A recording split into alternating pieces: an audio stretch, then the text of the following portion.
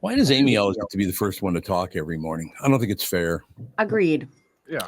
Should not be happening. I'm very upset. I got to tell you, honest God. I had a wonderful night's sleep last night and woke up, I don't know, I guess it was around 6:30, something like that. Got up, started watching a little television, just see what's going on I try to watch local media first because they don't go out down those extreme roads. And then I tuned into, between CNN, I don't go into the other ones. I do CNN and I do Fox. I know there's MSNBC and CNBC and all these other ones, but I don't watch those.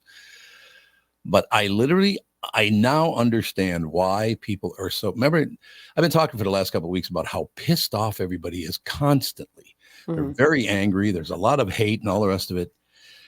It is literally caused, there's no question, by our media, national media, not local media. Local media is fine. Mm-hmm. Our national media, and that includes things like PBS radio, our national media, because it's basically controlled by billionaires. Billionaires are telling us what to think. And if I were a billionaire telling you what to think, I would try to make you as weak as I possibly could. And that's exactly what they're doing.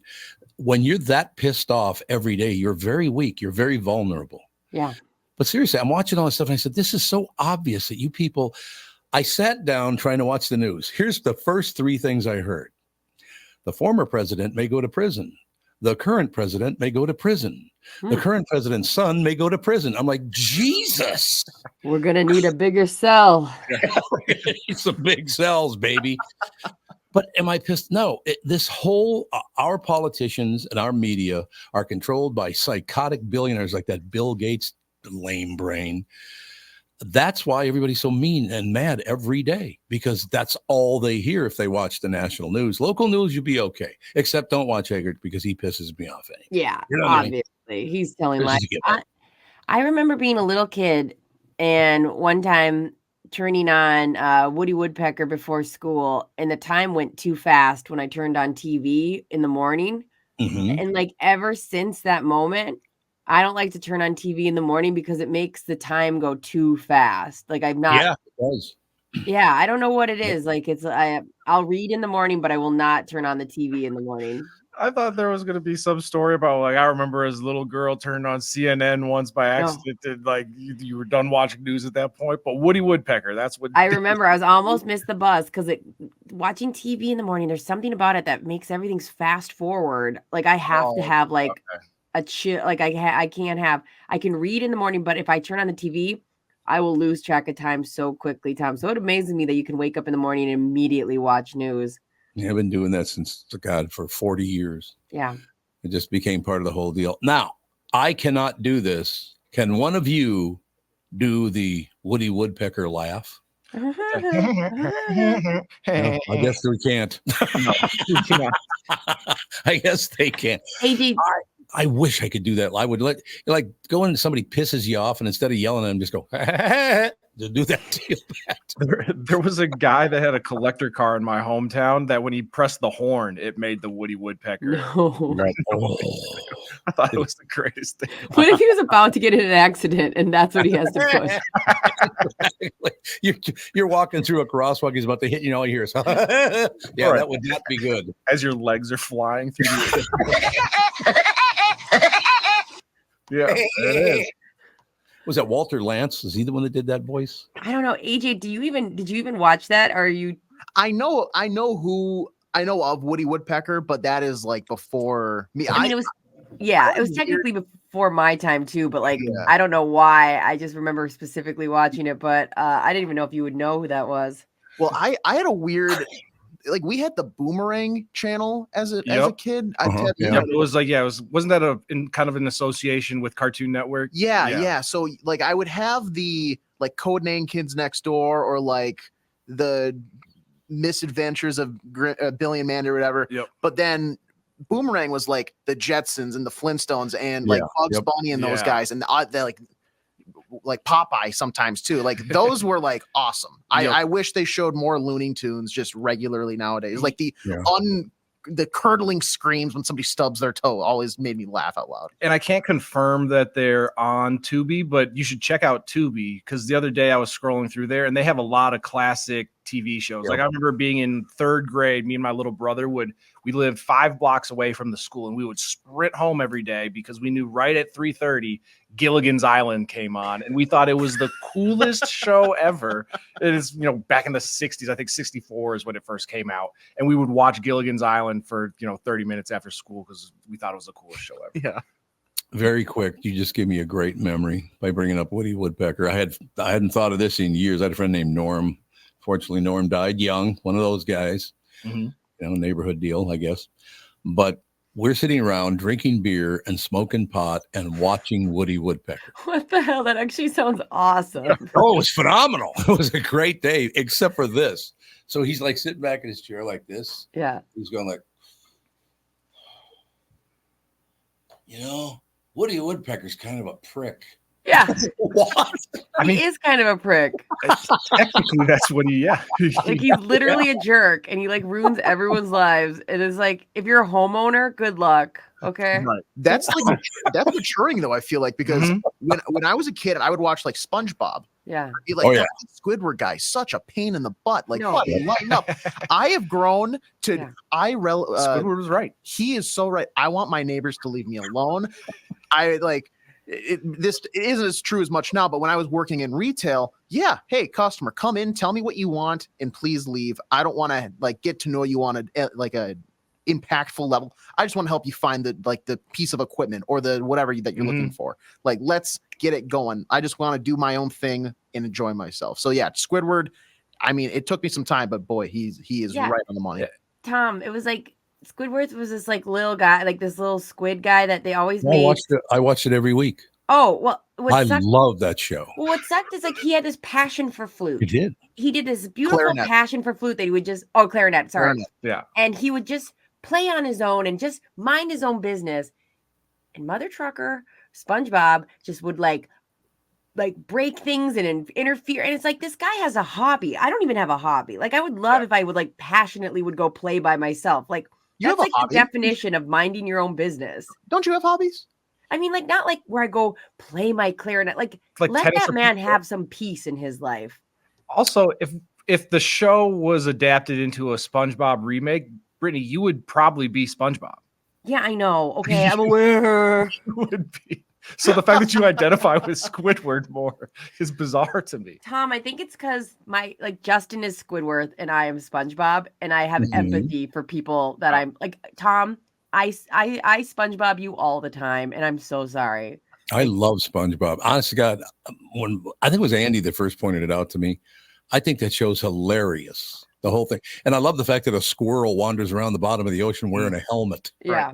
Or a hat or whatever that thing is. I'm 90% sure SpongeBob was originally supposed to be an adult cartoon, like similar to The Simpsons. Yep. And then they pivoted and went, let's make this for kids instead. I used to nanny this little boy named Ethan, and we watched an episode where SpongeBob's pants fell off all the time. And then we went to the public pool, and that was his big joke. And he was this little boy, and he would just go, oh, my pants fell off. I'm like, Ethan, knock it off. Like, pull him up. You can't live everywhere we went. We went to the grocery store. Oh, Ethan.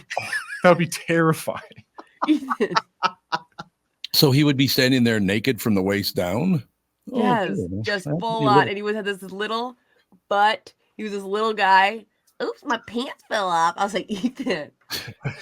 Ethan, I'm laughing, but pull him up. Ethan, hilarious. We're at church right now.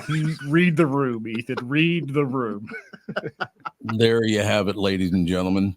Just looking at the headlines in the Wall Street Journal this morning. I know we got Phil coming up in a couple of seconds, but nothing. There's no good news, so I'm not going to report it. It's about people, again, our leaders going to prison on both sides.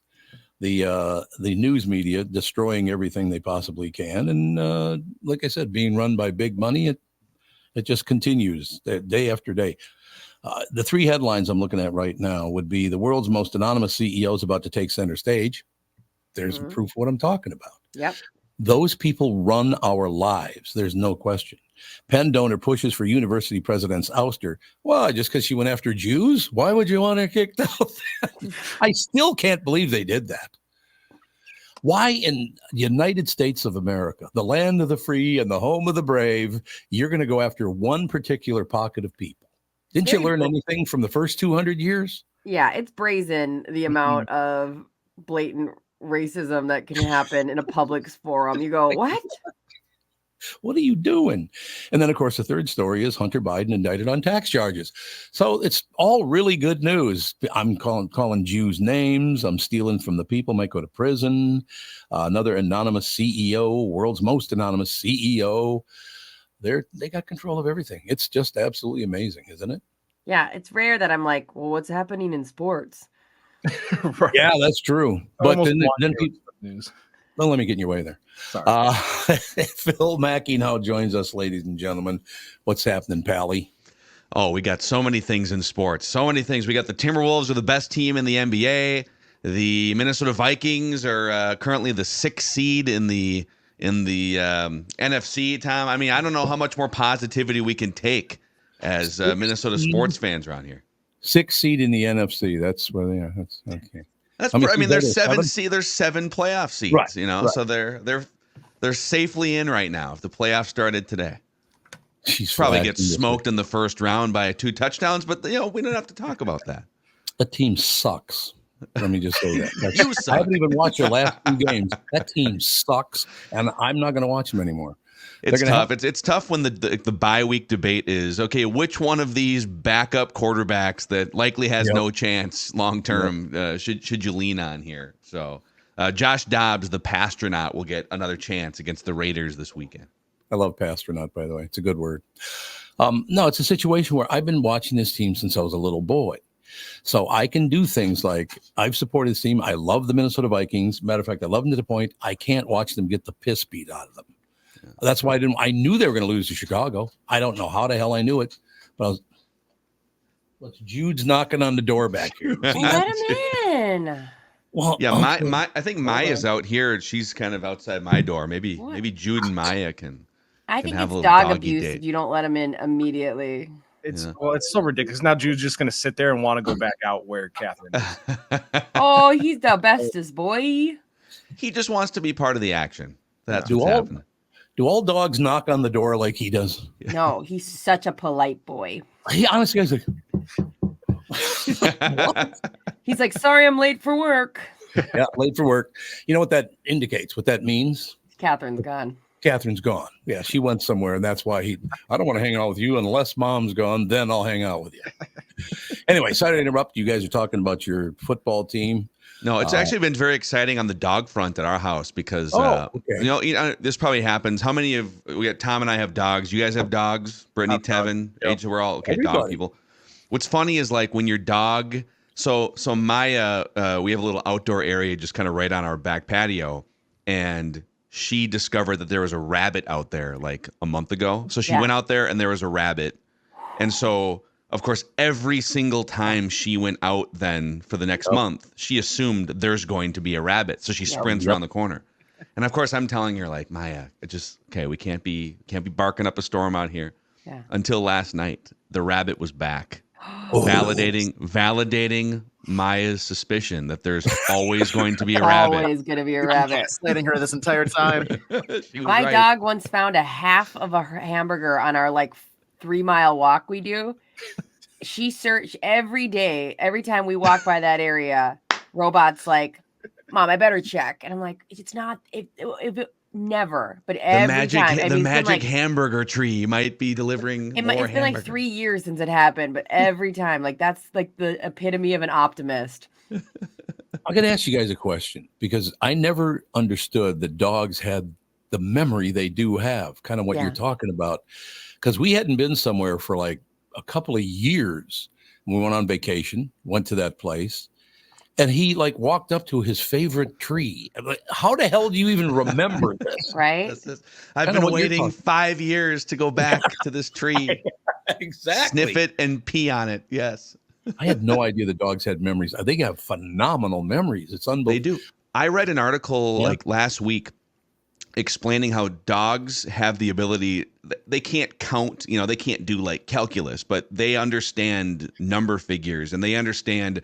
So, and I've kind of paid attention to this, that I usually at the end of the night, Maya goes for her last little tinkle and I have like 3 little treats, small little, like, the size of your fingernail treats. Mm-hmm. And so I usually get her 3 treats, one right away, and then let's go upstairs, whatever. And I've now noticed that if I only give her 2 or only give her 1, she will stare me down until we get to 3. So they can count, they've got memories. I just love those stories, man. I just do. It's having a dog. We've always had dogs, but I mean, we lived on a farm out in Dayton for a number of years, and there were horses and dogs everywhere. But you got to have a dog. I don't know. Maybe I'll get to the point. I would assume we'll always have a dog. I would think. Yeah. Well, isn't it funny? We just have these. We basically just have these little creatures, right? They're these little creatures, these little monsters.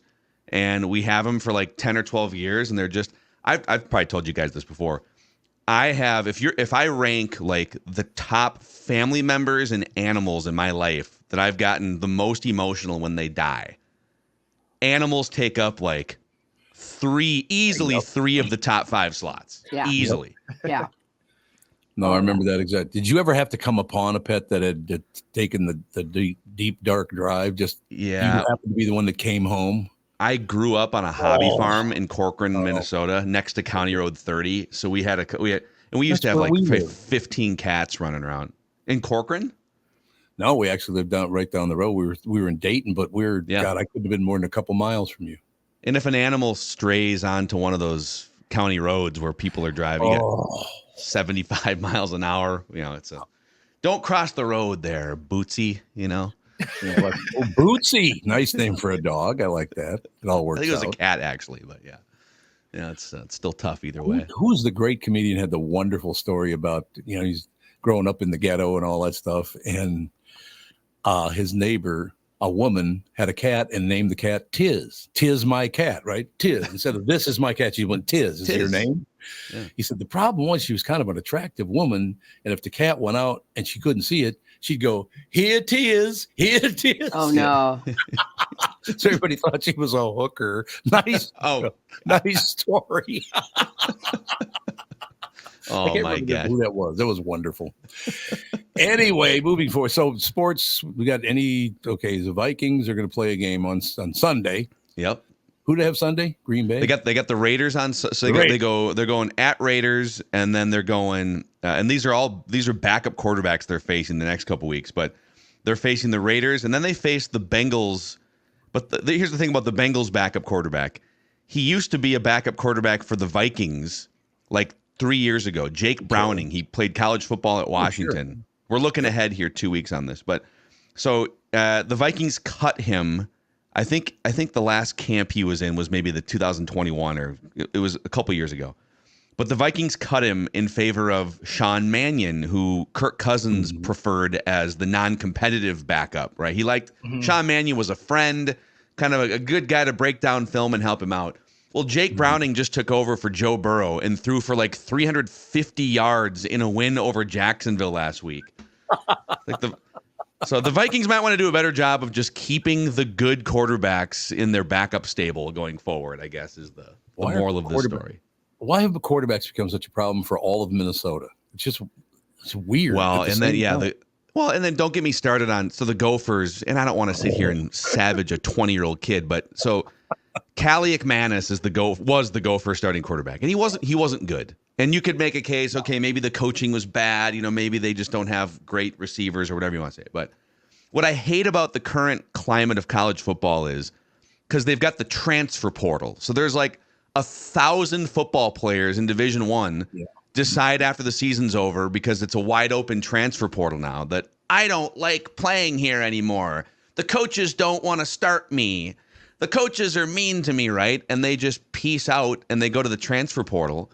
So, I mean, it's so hard to be a college football coach now, because if you coach a guy hard and you say the wrong thing, do you offend a 19-year-old and now he wants to leave the program and go somewhere? I sound so old as I'm listening to myself. Yeah. So I was just going to push back and say, you don't like your coach was the one that got me. Like, oh, my coach is mean. I was like, how old is Phil? I love the transfer portal, because when you get recruited, the coaches will sit down and tell you whatever they need to tell you to get you into this school. Oh yeah, we got you on a 2-year track. You're going to start. You're going to be a star. Well, we'll give you foot massages after every practice. It'll be great. And then they leave because they got a better job that pays more, or they just bury you on a depth chart. So I like the transfer portal because now you can get all these kids that can essentially hold coaches accountable, and you can't just go and sit in somebody's living room and promise them the earth. You have to actually follow through, otherwise they're going to leave. And in fairness, like the coaches can leave wherever they want, right? They can just go somewhere else. Yeah. So. Wasn't there a Wisconsin player that just in the transfer portal committed to there, and then after like a week was like, you know what? I don't think so. Back to the transfer portal. Yeah. And then 48 hours later, he goes, you know what? After talking to coaches and family and friends, I'm staying in Wisconsin. Back to Wisconsin. Go Badgers. Go Badgers. Yeah. Awesome. It does make sense. So basically, this weekend it's the Vikings, and what do we got? Hockey, basketball, any of that stuff coming up? So the Timberwolves are 16-4 right now. They play the Memphis Grizzlies here, and then the Grizzlies are pretty bad until they get their full allotment of players back. But then the Wolves embark on 16 straight games against teams that are in the playoffs right now. So we'll kind of find out. But it is, if for the audience too, if you haven't been to Target Center yet, I know that it's like for 20 years basically the Wolves have been kind of just a laughing stock and an afterthought. They've gotten better the last couple of years. It is legitimately one of the best teams in the NBA. They've got the best defense in the NBA. It's a fun atmosphere right now. So they've got some home games left in December. This is not a paid message from the Timberwolves. I just think it's fun there. So check it out if you want to watch some good basketball. But I got to ask, this is you and Tevin both, or this is your fault? Because I have not watched basketball since about the first couple of Timberwolves games. I thought they suck, so I didn't watch them anymore. Yeah. I've never watched the Timberwolves. They haven't been good enough. Are you trying to entice me back to watching NBA basketball by telling me the Timberwolves are better than they are, or are they really that good? No. You're like the guy that hit me up on Twitter a couple days ago. So again, the Timberwolves have the best. Maybe it was you. They have the best record in the NBA. They're 16-4. And they were playing on ESPN on Wednesday night, and they were playing the Spurs, and the Spurs aren't very good. Mm-hmm. And they were down by like 5 points in the first half, just a snapshot of the season. And some guy tweets me, and he goes, "I'm watching the Timberwolves for the first time in a few years. Why should I be impressed with this?" I'm like, "What? Wait a second, guy. They've played 20 games, and you happen to duck in for like 5 bad minutes. Why should I be impressed?" First of all, who cares if random guy on Twitter if you're impressed? They're 16-4. You could have watched the Celtics win a few weeks ago. Wait a second. When I went to high school, my teachers told me that I was the very special and should only care about myself and no one else. That's where that shit comes from. It does. Why should I be impressed? No one cares if you're impressed. Get over yourself. Random Twitter guy. How about the hockey part? Should I watch the hockey team? I mean, last night.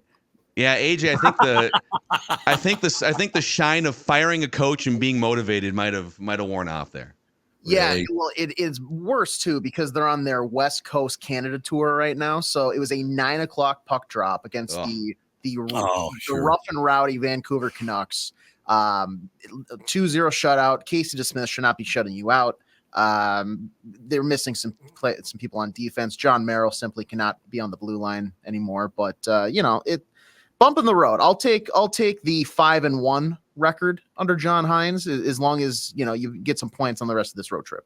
Yeah. It's funny they hired a radio legend to coach their team, John Hines. John Hines is out there when he's not doing Blue Cross Blue Shield TV commercials at the Stone Arch Bridge. At the Stone Arch Bridge. Is that a green screen, or they run John Hines out on a beautiful July day to record that? I'm not sure. Yeah, he must come back to town. I guess that's what he's doing. I've known John.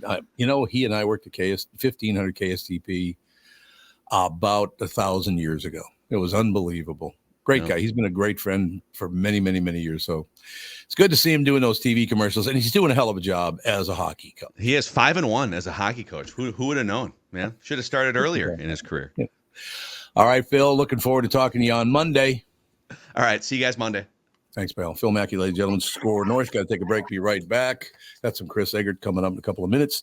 Guys, if you want to reignite your intimacy once and for all, listen. Just give Twin Cities Premier Health a call for a discreet and confidential in-office evaluation by their highly trained staff of medical professionals. Acoustic wave therapy sessions are 25 to 30-minute treatments with no pain and no downtime afterward. And right now, Twin Cities Premier Health is offering a free treatment and a free consultation when you book today. Receive this $800 value when you use code word TOM at TwinCitiesPremierHealth.com. You may know that age-related erectile dysfunction is most commonly caused by a buildup of plaque in the arteries that supply blood to the erectile tissue. Well, acoustic wave therapy can rescue your relationship and has been clinically proven to break up plaque and improve blood flow to the penis. Definitely take advantage of this limited time special offer. Receive a free treatment and a free consultation when you book today. This is a savings of $800 when you use code word TOM at TwinCitiesPremierHealth.com. I would not recommend a service like this unless I knew they could help you. Tom here, and I want to discuss a partnership that has been wonderful in my life, Zero Res Carpet Care. Very good friends of mine. Nothing is better to someone with a family than having a completely clean home. Your carpet is the biggest filter in your house. If you want to talk about pet dander or foot traffic, dirt from the outside, they all eventually reside in your carpet. So, Zero Res Carpet Care. Listen, around the holidays, you need to contact ZeroResMinnesota.com or call 952-ZEROREZ. That's 952-ZERO-RES. They clean your home with their electrolyzed pH-elevated water that doesn't use chemicals or soaps that smell like a janitor's closet like other cleaning services. How about a Tom Barnard deal? Well, here it is. Get 3 rooms, zero resified, starting at $129, and don't forget your air ducts. Mention me, and they'll discount your air vents by $75 too. This is for the entire month, so call them right now, 952-0-RES, backward or forwarded, spells the same, or book online, ZeroResMinnesota.com. If it's available, ask for them to come to your place in the Tom Barnard named service truck. What an honor that was, by the way. Just mention me by name and get the special deal to get your home clean and your heart happy. Zero Res Carpet. What do you think of that action? You need to know a guy for your auto repairs, legal issues, banking, and more. The same goes for investment advice. You need a guy to help you be successful, someone you can trust who gets results. Well, I got a guy for you, Josh Arnold. Josh gives you straight talk, not sugar-coated advice about your financial situation. Josh has seen it all when it comes to economic and market conditions, and Josh can make sure that your retirement objectives match your investments. Do yourself a favor and call Josh now for a no-obligation 48-minute evaluation. You've got nothing to lose, and you'll get a different point of view for your investments. Just call Josh at 952-925-5608. That's 952-925-5608. You'll be glad you did. Investment services offered by Josh Arnold Investment Consultant, LLC, a security and investment advisor. Past performance is no guarantee of future results. All investments involve risk. All comments and opinions are Josh Arnold's and do not constitute investment advice. I'm Tom Barnard, and I'm a paid endorser. I have a magnificent attitude. I'd like to point that out. You do. Confirmed. See, she said unruly attitude. I just don't think so. I'm just pretty even keel, right down the middle. Very calm. Ladies and gentlemen, Channel 5's Chris Eggers is brought to you by Mr. Money Talk Josh Arnold. Call Josh today for your free 48-minute evaluation at 952-925-5608. What's the latest, Buster? Oh gosh, I got all kinds of news going on today. I was more interested in hearing AJ's takes on the hockey situation. I feel like you should be doing the Phil Mackey hit, not Phil Mackey anymore. No. Well. Seriously. Phil's just he's more. I know he's more of a basketball guy. He is coined as the hockey whisperer. So I'm not going to take that away from him. Sure. Well, I seriously, you seem very insightful when it comes to hockey stuff. So that's kind of my thing. The big hockey guy. Apparently, I mispronounced Canuck this morning on the air. Oh yeah, it's just the Canucks. I think I said more Canuck instead of Ook. I think that sounded fine. It's the same. Yeah, you think so, Tom? Okay, once again, this is the thing about human beings right now. It's not Canuck, it's Canuck. Shut up. How about that? Well, I couldn't agree with you more. It's a made-up word, first of all. There's no such thing as a Canuck or a Canuck. Shut up. Whoever pointed it out was like, well, you said this, and then I thought it was, and I'm like, who cares? I know. It's like, was the message conceived? Did you know which team I was talking about? Then shut up. Yeah, right. Vancouver. Right. Call them whatever the hell you want. Yeah, the Canucks. It's got to be Canuck. It's UCK, isn't it? Yeah, I always thought it was Canuck. Yeah, it's CANUN or CANUCKS. I've had enough of this. Ah. Oh my God! Please start talking, Chris, so we don't have to hear jokes like that ever again. Let's see. Well, I'll get all the I'll get all the bad stuff out of the way first. There was a really bad crash last night on Hiawatha. Ooh, I saw that. Car going the wrong way, may have been having some kind of a medical condition, and 2 people dead for sure. A couple other people were injured, and the extent of the debris, and I mean, it's a miracle that anybody survived it. It's that, so that we've actually been trying to kind of sort out which car was involved in what this morning, and a lot of that was fairly unclear from the police last night. So I'm hoping we could get a little bit more clarity on that as the day goes on. Obviously, the Hunter Biden indictment happened late yesterday, which is a huge deal. There was a police officer who shot a suspect right by St. Thomas at Marshall and Cretin. And if you've ever been, you know where that is or where that Minocco is. There's always some kind of like shady stuff going down at that Minocco. It seems like the least surprising, nice neighborhood. Right. But that Minocco there's always some kind of like, there always is. That's all I'll say. Yeah. And it was right out in front of that. The officer hitting the leg sounds like out of the hospital, and we haven't heard anything on the suspect today.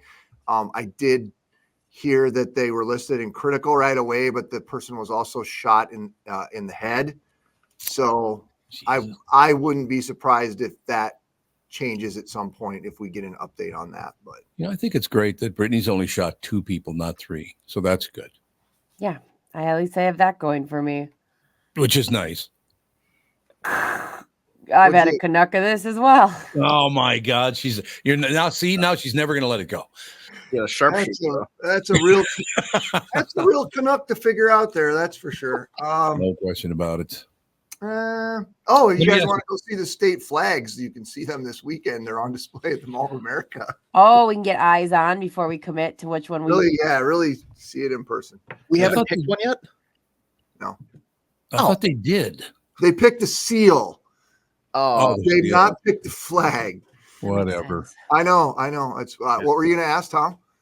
Why can't we just have like a fly-up bed sheet? There's the flag. Good. We're happy. Not mine. Am I right? Oh God, pipe down.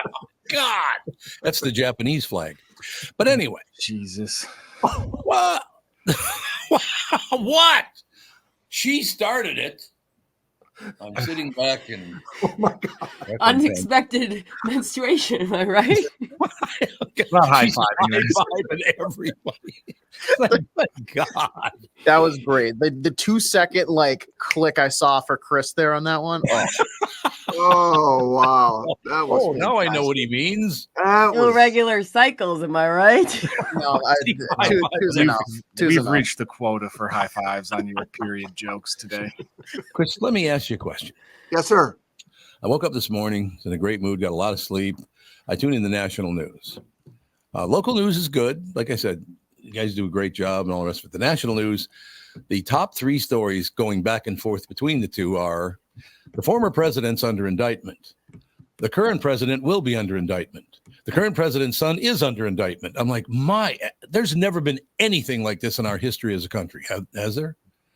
I mean, Nixon got impeached, and some people got impeached. I think they have the things kind of all going concurrently.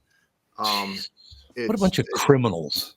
It's definitely new territory when it comes to that. And I think the thing on the Hunter Biden, the indictment, the question is they're trying to bring up an impeachment inquiry for President Biden. And there's allegations that Republicans are alleging that he may have been involved in it or known what was going on and yada, yada, yada, and their business dealings overseas. And it's, it's a lot. That's for sure. I do have a question for all of you. Mm-hmm. Did you ever think you'd live to see the day where the son of a current vice president at the time didn't pay his taxes the whole time his father was vice president? Like, what? Seems like a little bit of an oversight. Yes, I would say he didn't pay his taxes when his own father was the vice president of the United States. So, go ahead, Brittany. On like forms for the, when it's tax season, does he just write, my daddy is vice president? Like probably true. I can't believe the arrogance and the money grubbing in this world. It's not just the United States either. It's the world. The money. It's nice to have enough money to get by, and that's wonderful. But the money grubbing on this planet now is disgusting. So money.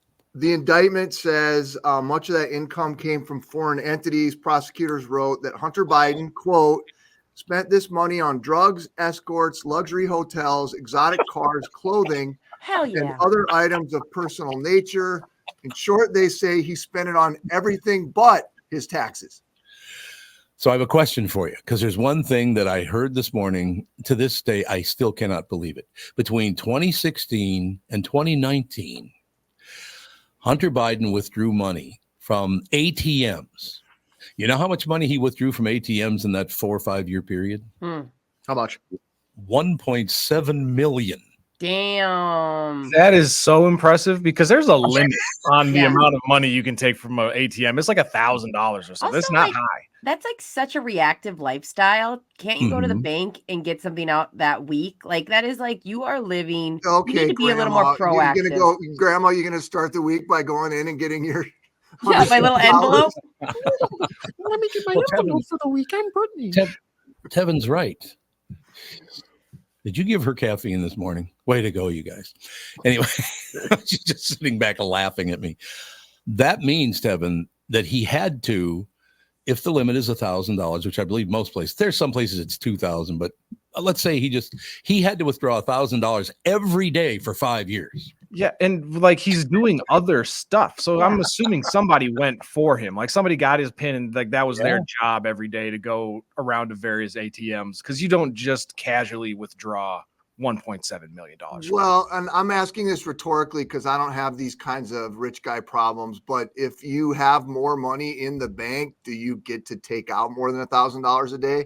I suspect yes. Probably. Yes. Well, I wouldn't know. When it's an ATM, their thought process, we don't want one person just taking out, $10,000, because now that ATM is empty. So they want to make sure they can serve as many people. But if you went to the bank, then he can probably take out as much money as you want. They can't. No, they said it was all ATM. But yeah, it was all taken out from ATM. Yeah, I didn't even think about that, Tevin. Yeah, that's a good point. Maybe he's hitting multiple ATMs in an area. Yeah, because you can go to multiple ATMs, but it looks the daily withdrawal limit typically is anywhere from 300 and up to 3,000. Yeah, for some ATMs. So he's hitting multiple. That is amazing. That $1.7 million by going to the ATMs every day, pretty much.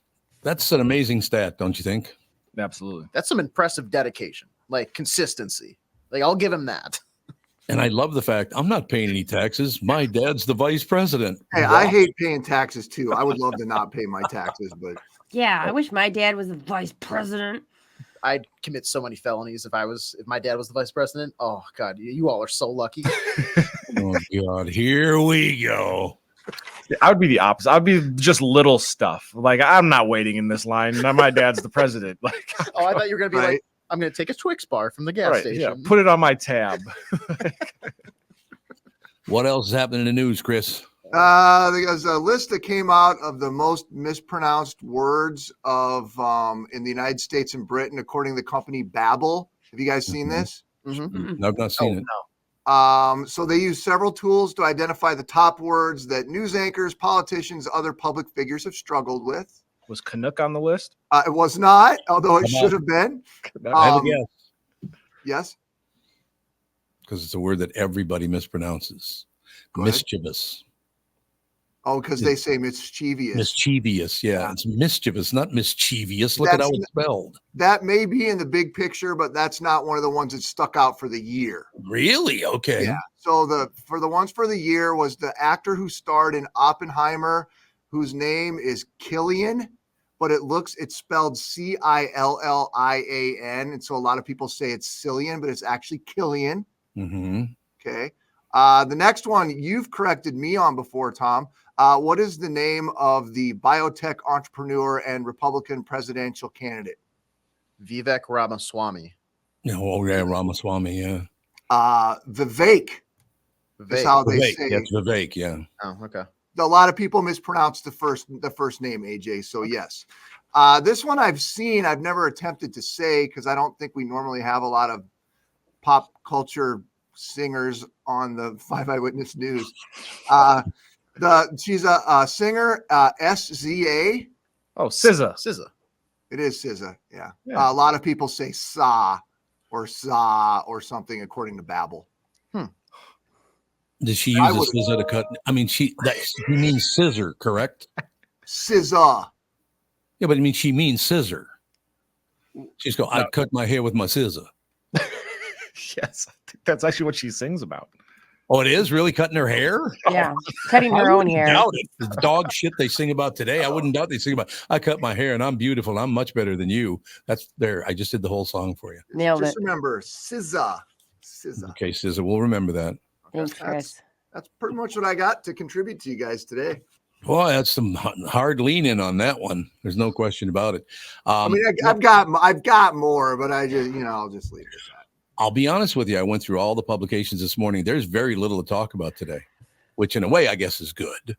Unfortunately, 2 people had to die in the top story. That's a tough row to hoe there. No question about it. But we're coming up on 2.5 weeks away from Christmas. So maybe everybody will settle down and then go nuts after Christmas again. Yeah, that'd be nice. That would be nice. But we're hoping. All right, Pally. Yeah. Well, we will talk to you next week. you guys have a great weekend. Yeah, you too. Thank you very much.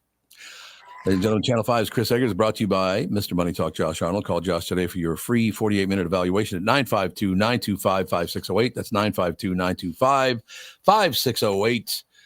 Chris Eggert, ladies and gentlemen. What are you all smiley about, sister? I just smiling. I just having a great day. I'm enjoying everyone's company. So what time did you get up to do your hair like that? It's actually a chaos of not doing my hair. There's a bunch of clips in there. Oh, because Yeah. from the front, it looks like you're all dolled up. Yeah, no, everything's a lie. I'm also wearing pajama shorts. So Everything's a lie. God, I wish I was wearing pajama shorts. That'd be great. yeah, it's nice. Be magnificent. Yeah, they're really. I mean, I look through all the publications, Star Tribune and Wall Street Journal and all that stuff. There's really nothing to talk about in there. They're just kind of. I think people are just waiting through the holiday season to be bigger pricks after the first of the year. That works out perfectly. I think something like that. But like New Jersey. Now this is interesting. I do want to do this story because I don't understand this at all. New Jersey is banning water on public transit. Have people been throwing the bottles at each other or something? Do you know? Yeah, wild too, because like water is one of those basic things you should allow anywhere, especially when, even weather changing or you're wearing more clothes or whatever. It's just, I feel like you deal with lawsuits if you don't allow water in someplace. My guess is they're using as a weapon against one another. Yeah, that or hiding alcohol is usually a big one. Oh, true. Yeah. Very good point. New Jersey Transit is banning beverages, all of them, even water, throughout its system the next 2 Saturdays ahead of respective Santa Cons in New York City and Hoboken. That means no beverages of any kind in any type of container, open or closed, will be permitted on trains, buses, or light rail vehicles on December 9th and December 16th. The transit agency said Thursday it planned to strictly enforce the policy. Over in New York, the MTA is banning alcohol on all Metro, North, and Long Island Railroad trains. I thought it was always banned. I didn't know you could drink on a train. I was always under the impression that pretty much anytime you're outside, you should alcohol is not allowed. You have to be indoors or on a patio or walk around the streets. You got a brown paper bag it, Yeah, which is so dumb. We all know what's in there. Yeah, exactly. There's alcohol in my hand. No doubt about it. The ban starts at 4:00 in the morning on Saturday, lasts until noon on Sunday. The MTA Police Department will be deploying extra officers to enforce the ban, as well as deal with potentially rowdy crowds at hubs like Penn Station, Grand Central Madison, Grand Central Terminal. Police will issue summonses to violators as well as take their alcohol, and transgressors, I said transgressors, could find themselves booted off trains and out of MTA stations too. I still don't get their point. So what were they doing with the water that was causing a problem?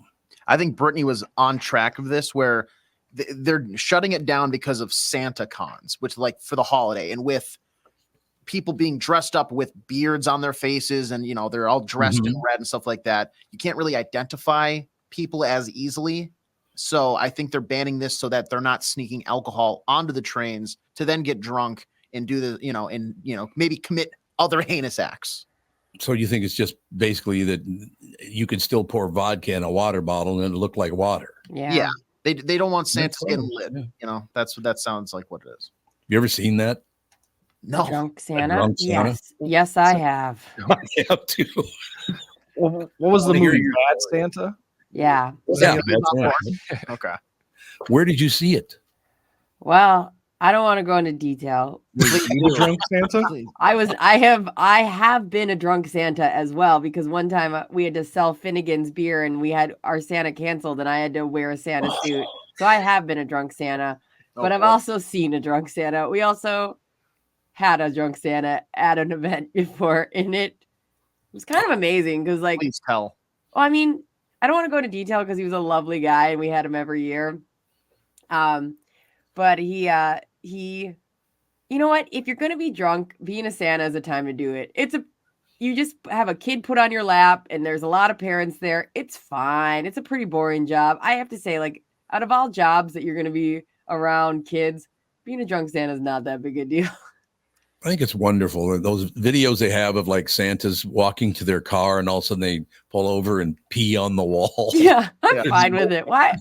Tom, what's wrong with us? Like, we both are normally like, you got to be responsible. But like, I'm fine with a drunk Santa.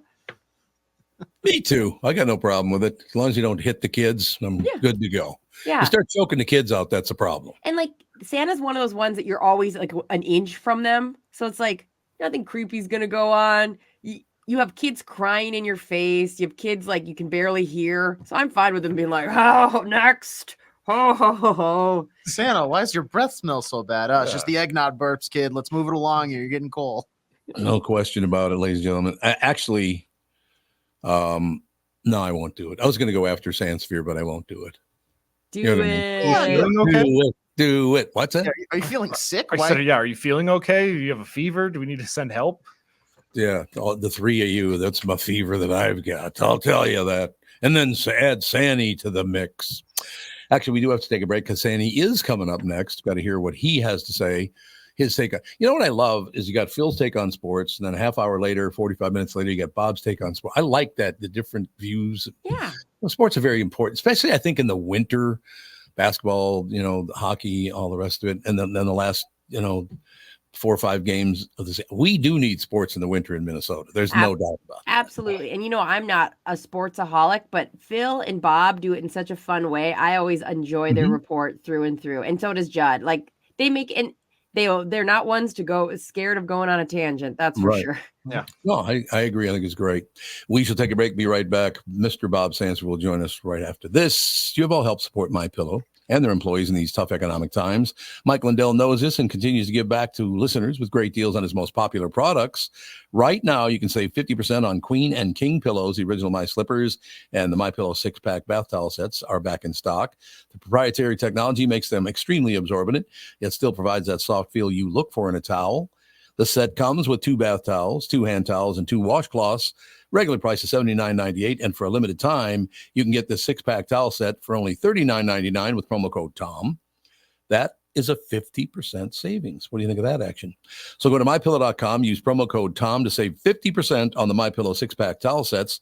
That is just $39.99 for a set.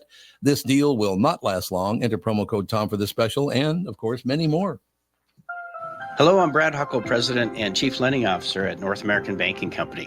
And I'm Michael Bilski, CEO at North American Banking Company. As a locally owned and operated community bank, we work with many multi-generational businesses. Take Personal Care Dentistry of Roseville, for example. Dr. Walter Hunt, also known as Painless to me, has been a longtime customer of the bank since we opened the bank in 1998. When his son Kyle was ready to join the practice, they wanted to expand quickly. With their additional space and equipment, they now are able to see more patients each day while providing the same level of care and service. Okay, guys, I'll take it from here. If you run a family business or any kind of business for that matter, you should be banking with Brad and Mike over at North American Banking Company. Every time I deal with them or their team, I know I'm working with experienced professional bankers. So why not bank with my banker? North American Banking Company, a better banking experience, member FDIC, equal housing lender. Yeah, baby. God, I made it back just in time. What do you think of that? What do you think of that timing? K&L Surplus and Ammo is your one-stop shop for all firearms-related products and is a preferred choice among trap enthusiasts, waterfowl hunters for over 25 years. K&L is an authorized SKB shotgun dealer with a huge selection, and I do mean a huge selection of youth models, has a huge selection of trap loads too. Fall hunting is here. Head to K&L Surplus and stock up on waterfowl loads. K&L now has a lot of the calibers that have been hard to find in stock. K&L Surplus and Ammo is veteran-owned and offers first responder and veteran discounts.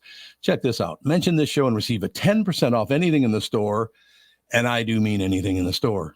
K&L is also committed to safety and a licensed FFL retailer. Find out for yourself why K&L Surplus and Ammo has been the choice of gun owners for over 25 years. Go to www.klgunstore.com. Ladies and gentlemen, please welcome the lovely and talented Bob Sansevier, Bradshaw and Bryant, personal injury lawyers seeking justice for the injured. Contact Bradshaw and Bryant at minnesotapersonalinjury.com. Bob Sansevier Sports, brought to you by Bradshaw and Bryant, personal injury lawyers. Sanny, what's the latest? Well, we could talk about the Vikings, and we will. They've, Justin Jefferson will be back. We'll see what happens there. But I got to ask you, you have talked in the past about remembering everything. Do you have a hyperthymesia memory or an eidetic memory? Which one? Oh, listen to you, eidetic. How did you know that? Because I'm not as stupid as I come off. Okay. And there's a reason I asked the question. To clarify for Brittany, what do both of those mean? Yeah, thank you. Well, hyperthymesia is you remember virtually everything that's happened in your life, every incident, where an eidetic is more, it's not photographic, but it's similar to photographic memory, where you look at something and that is then committed to memory. But the rarer one is the hyperthymesia memory, because fewer people remember every single thing that happens, that has happened in their life. Actually, Mary Lou Henner, from Taxi, she is more along those lines, to have a memory like that, where she claims she can remember everything. And I bring it up because, she was a terrific waitress last night, right? But she came there and I said, she starts, what would you like? And she nods. I tell her there were 5 of us, right? And I said, aren't you going to write this down? No, I don't remember.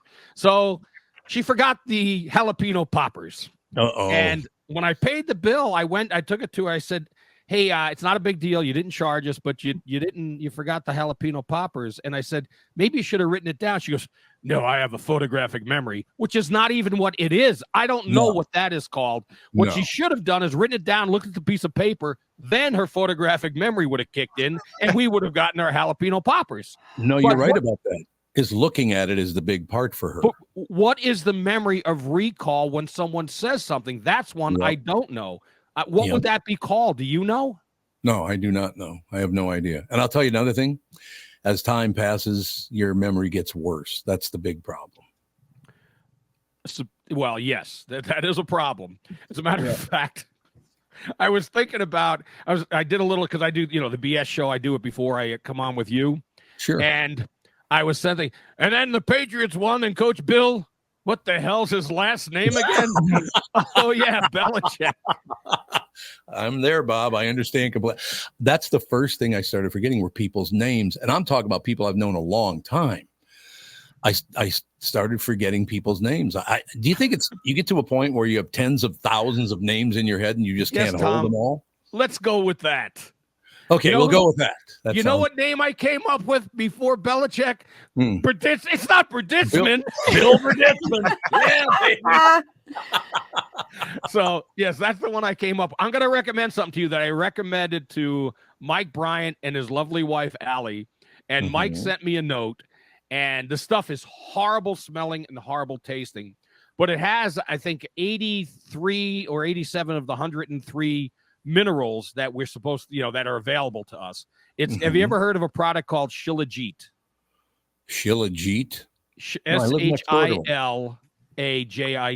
Look it up. Nope. It has incredible benefits, including, it helps ward off Alzheimer's, and it has many, many beneficial things for women and for men. It can do different things for them, and it removes toxins from your body. But anyway, horrible smelling. And Mike goes, because it's like if you get it in not pill form, and I have it in both, it's like a tarry smell. It smells like burnt tar, and that's what it tastes like. But the benefits are worth giving it a shot. Get the pill form. The aftertaste is not as bad as I lather on. If I take it in like the tarry form, I lather on whipped cream just to try to kill the taste a little bit. That's a good thing. You're just full of tips, man. I actually waited an hour for you to come on so I could tell this story. What's that? Because I wanted you to hear it. I live for this. So I got up this morning and I'm watching the national news, and I won't say which channel, won't even say it was a man or a woman. They actually said this, and it's people going to claim, oh, she was just kidding, or he was just kidding.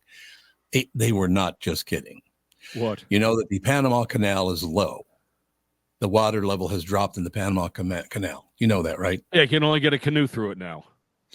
Yeah, I don't know if it's that bad, but it is lower. And you know what the reporter or the anchor asked the person? Oh, no. Well, can't we just pour more water in there? Right. Bring the hose around back. Oh, no. Oh, no. What? Get the buckets. And they were not kidding. They're going to claim they were kidding. There's no way that person was kidding. They actually said, well, can't we just pour more water in it? It's not your tub. Whatever. Put the plug back in the drain. And Exactly. They must have pulled the plug on the Panama Canal drain. These are the people telling us how to live our lives. These national news people. And why would the Panama Canal be low? It feeds off of bodies of water. Right. It happens, I guess, once or twice every 100 years. That's what they said anyway. I said, does it have to do with just overall? Are the oceans water levels receding? Lowering overall? Like, should we be concerned? Well, yeah, global warming must have caused the Panama Canal. I love the fact that they report every day how hot it's going to be in the United States. They forget to report how cold it is in Europe. That's the part I like. There's always a balance, but they never want to talk about the balance. No, that doesn't fit the narrative. It's here. Everything revolves around us here, which is it's warm. If it means it's going to be in the 40s again today, screw them in Europe. Right? Do you guys remember how exciting it was, Tom, when that container ship got stuck in the Suez Canal how that's what we reported on every day for like a couple weeks? Yeah, I do remember. No question about it. But it's just, honest to God, Bob, we watch the national news and it's just, oh my God, really. And I'll say it again because it's been about an hour, 45 minutes since I said it. There was not another day in my life where I had to hear the former president is under indictment. The current president is going to be under indictment, and the current president's son is under indictment. It's like, Jesus, what is this? This is the best we can do. This is the best we can. Electing these people is the best we can do. Really? And then the four front runners of the non-people named Trump have a debate, and it's the lowest rated debate in history. Nobody cares about any of them. No, they don't. It's incredible. In this country, that's the best we can do. Or these people. You know who I would like to say? I don't care if it's a Democrat or a Republican that wins. They should get that Ramaswamy guy as a vice president. He's pretty smart. Vivek. He seems to be. I don't know if he's do people not like him because they think he's corrupt or something because he's a billionaire at 38 years old or whatever he is. Tom, everybody who's successful, they come up with something and saying that they're corrupted, they're bad, or they're evil. I mean, it doesn't matter. They'll find dirt on them. And obviously, if they're a Republican, you got a lot more people in the media working on trying to destroy them. Yeah, I really wish the media would not do that. You're only doing it to make money. We feel like shit because of what you tell us, and you only do it to make more money. You don't care about us at all. That bothers me. No, I'm actually ashamed that to say to people that I worked at the Associated Press at one time. There were times when they had standards. Now it's whatever, and it's more than money. It's a political ideology that is being pushed by people in the media because they go to college. And what do you think they find at college? What kind of professors you think they find? Oh, look at the ones being indicted now for being anti-Semitic as hell. Yeah. These people are nuts. Well, how about all these presidents from these, Ivy League schools who basically would not would not say, well, yes, we do have some anti-Semitism on campus. They are sticking up for these protests that are vile. Yep. Yeah, they got to do something about that. I tell you that, and you know, I've lived in New York City, lived in Chicago, lived in Florida, I've lived in, you know, lived in a number of places. Most people do not realize how good the news people are, the television news people are. Not all of them, of course, but most of them, and the history of them going all the way back to Dave Moore, who was phenomenal.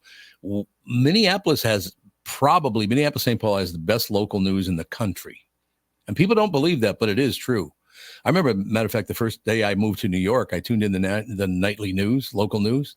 I was like, this is the best you can do. That's terrible compared to, you know, Channel 4, Channel 5. You know, when Passel was there, Channel 9, but, you know, he's gone. So, yeah, I don't think people understand how good our local news is in Minneapolis, St. Paul. It really is terrific. Don't tell Eggert I said this, okay? You're so right, Tom, because we got an Airbnb in New York. And I was like, I want to check out their news. So I turned it on, and it looked like an SNL skit because it was so hokey. It was like a college news vibe. Like, okay, this is what you got? Yep. No, our news is phenomenal. Our news reporters, men, women, reporters, anchors, they're really, really the best in the country. And I'm not kidding. It's true. Right? You're not getting any argument from me. I mean, I grew up with New York news, and some of the people, I think there's still some on, and I came here at 84 that are still on the air. Yeah, and by the way, Chicago comes in second because Chicago's news is really good too. The news anchors are very, very good in Chicago. So there you have it. But look, just tell me the news and don't say things like the Panama Canal is low. Can't we just pour more water into it? I guarantee by the end of the day, they'll say that they were kidding. I guarantee it. Well, I think it was Tevin who said he had the right idea. Get the big hose. Right, get the hose. Maybe we can get those like the helicopters they use to fight fires to just drop water out of the ocean and dump it into the canal. Yeah, we can. There's got to be some workarounds for it. Absolutely. I would think so. How long has it been low?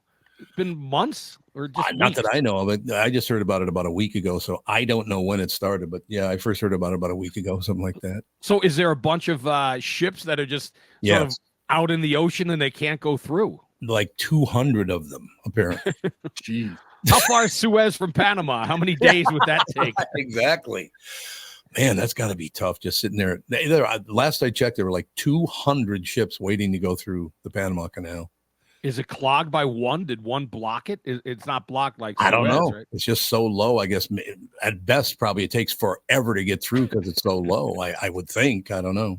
It makes me laugh thinking about like the ship captain that started doing that job in the hopes of like, you know, my commute, I'll never deal with rush hour traffic again. I will never have to go bumper to bumper. And now he is poop deck to poop deck. Would that be the correct term? Right. like sitting there waiting for the canal to open, baby. How did the poop deck get its name? Is that where they had did they have the commode on the poop deck? I have no idea why it's called a poop deck. Anyone? AJ, what's it say? The name originates from the French word for stern, la poupe, from Latin poupis. Thus, the poop deck is technically a stern deck. You know what I'm going to do? I'm going to call Howard today and go, you should call yourself Howard La Poop. That's actually great. You think he'll do it? Like Pepe Le Pew. Pepe Le Pew, exactly. I love Pepe Le Pew. All the other cartoons didn't care much for him, but I loved him. Yeah, he had a kind of a rapey vibe. Oh my God, that's kind of negative. Tell me he didn't. He definitely tried to turn the Riz up to 100, and it didn't always come across. That cat did not want to be with him, and he was always trying to get with that cat, even though she was like, "No, thank you." Bob, do you know what Riz is? What's that? Do you know what Riz means? Don't do this to me again, AJ. R-I-Z. Don't do it. R-I-Z-Z. R-I-Z-Z. Well, you know what? Educate me, AJ. Me and the listeners. No, who don't Bob, know. take a guess. Just take a guess. It sounds dirty. Is it? No. So it's the way AJ posed the question. Well, AJ tried to set you up for a little clip that we can cut and put on social media, but essentially it's just the kids are, instead of saying charismatic, they go with Riz. So like if you're trying to flirt with your wife, Riz, Riz, they call it. And me with a take on, hey, you can see when she just illuminates charisma, right? I went with She has Riz all over her shirt. And that was not a good thing to say. He said chest. Chest. He said chest, sir. Yes, exactly. And then at some point there was a pearl necklace reference in there Yes, as well. yeah. We didn't. It was an X-rated. Did you say not the first time? I never heard of Riz. No, I didn't mean to say Riz all over her chest, but I did because You of did. It was pretty charisma. Yeah. She It was puffed amazing. her chest with charisma. Yes. Yeah. Yes. Yeah. That's all I meant. Of course And they you did. rizzed it up. What do you mean? Of course I did. Yeah, we're gonna rewrite history when we have it recorded. Okay. What other parts of her body have Riz all over it? Okay, Perhaps. Bob, this is a family show. Well, we she's loaded decided- with charisma. Uh, I get it. Hey, I didn't bring this word up. No, That is true. that is true. So what else you got, Sandy? Well, I should go back to your Vikings. They play against the Raiders, and I'm not even going to remember a week or so ago I'm not even going to try to pick the game. I'm the negative indicator. No. So you know what? I'm going to pick the Raiders, which means that the Vikings will probably win. Well, thank you. How about that? Because this final stretch of 5 games, we have to see what they can do with Justin Jefferson on the field and what Dobbs can do. Yep. Because the Bengals suddenly, with a former Vikings practice squad player, Jake Browning, looked phenomenal the other night, and they've got 2 with Detroit and that 1 in the middle with the Packers. And I just don't. The Packers just look like they're on a surge. Youngest team in football with the players they've got, and the Lions, we know what they're capable of. So there's no. This team could actually they could win. They can go 3-2, 4-1. They won't go 5-0, but they could also lose what's left. Yeah, because the Raiders they're playing better since they ditched the former coach from the Patriots OC, Josh whatever the hell, McDaniel. Yeah, remember him, but not Bill Belichick. Bill Berditzman. Bill Berditzman. Yeah, whatever. It all looks on the end. And AJ's Wild. They lost 4-game winning streak comes to an ending 2-0 against the Canucks. And the Wolves are still, they didn't play last night. They got that stupid. It's one of the dumbest things you can do, an in-season tournament, because nobody cares about the regular season. They're trying to drum up support for it. Do you care? I don't care that they're doing that. No. Like, it would be cool to win it, I guess, but nobody's crying because we're out of the in-season tournament. No. I think it's interesting. Yeah. It adds a little more incentive for players to not do load management, which I think is the biggest joke of anything in any sports league. Oh, there was Jimmy Butler for the Heat. It was 2 games into the season, and he was out for load management. And it's like, really? Zion Williamson is 23 or something like that. Why are you managing anything of his load? Well, he gets hurt every game. Jesus. Why? What? He's young and he's spry. Why is he sitting out games just because he's tired? Well, because he gets hurt. Like, every year he's out for half the season. I don't know. You know what the NBA should do? They should open the season in October with the playoffs. Everybody's in, best of 7 every series, and then you work toward the end. The teams that win, you just keep letting them play. At least then maybe there'd be some interest. Then there'd be no load management because they can't afford to lose them for a game. Yeah, you just have to start finding the owners of teams. Hey, you want your players to sit out? We're going to fine you, because that's the only way you're going to get rid of it. Like, you can't. Otherwise, they're just going to sit. Everybody's just going to sit, but whatever. Well, it's like in NBA, the fourth quarter, the end of the fourth quarter. That's the only thing interesting. Mm-hmm. It's the same thing with their season. The only thing interesting is the end of the season. Yeah. Well, if the Lakers come to town and little Johnny's going to have one chance in his life to maybe see LeBron James play, and then LeBron's like, well, sorry, I played 2 days ago. I'm still tired for some reason. I didn't get a good night's sleep. I'm out. I'm going to sit in a suit on courtside.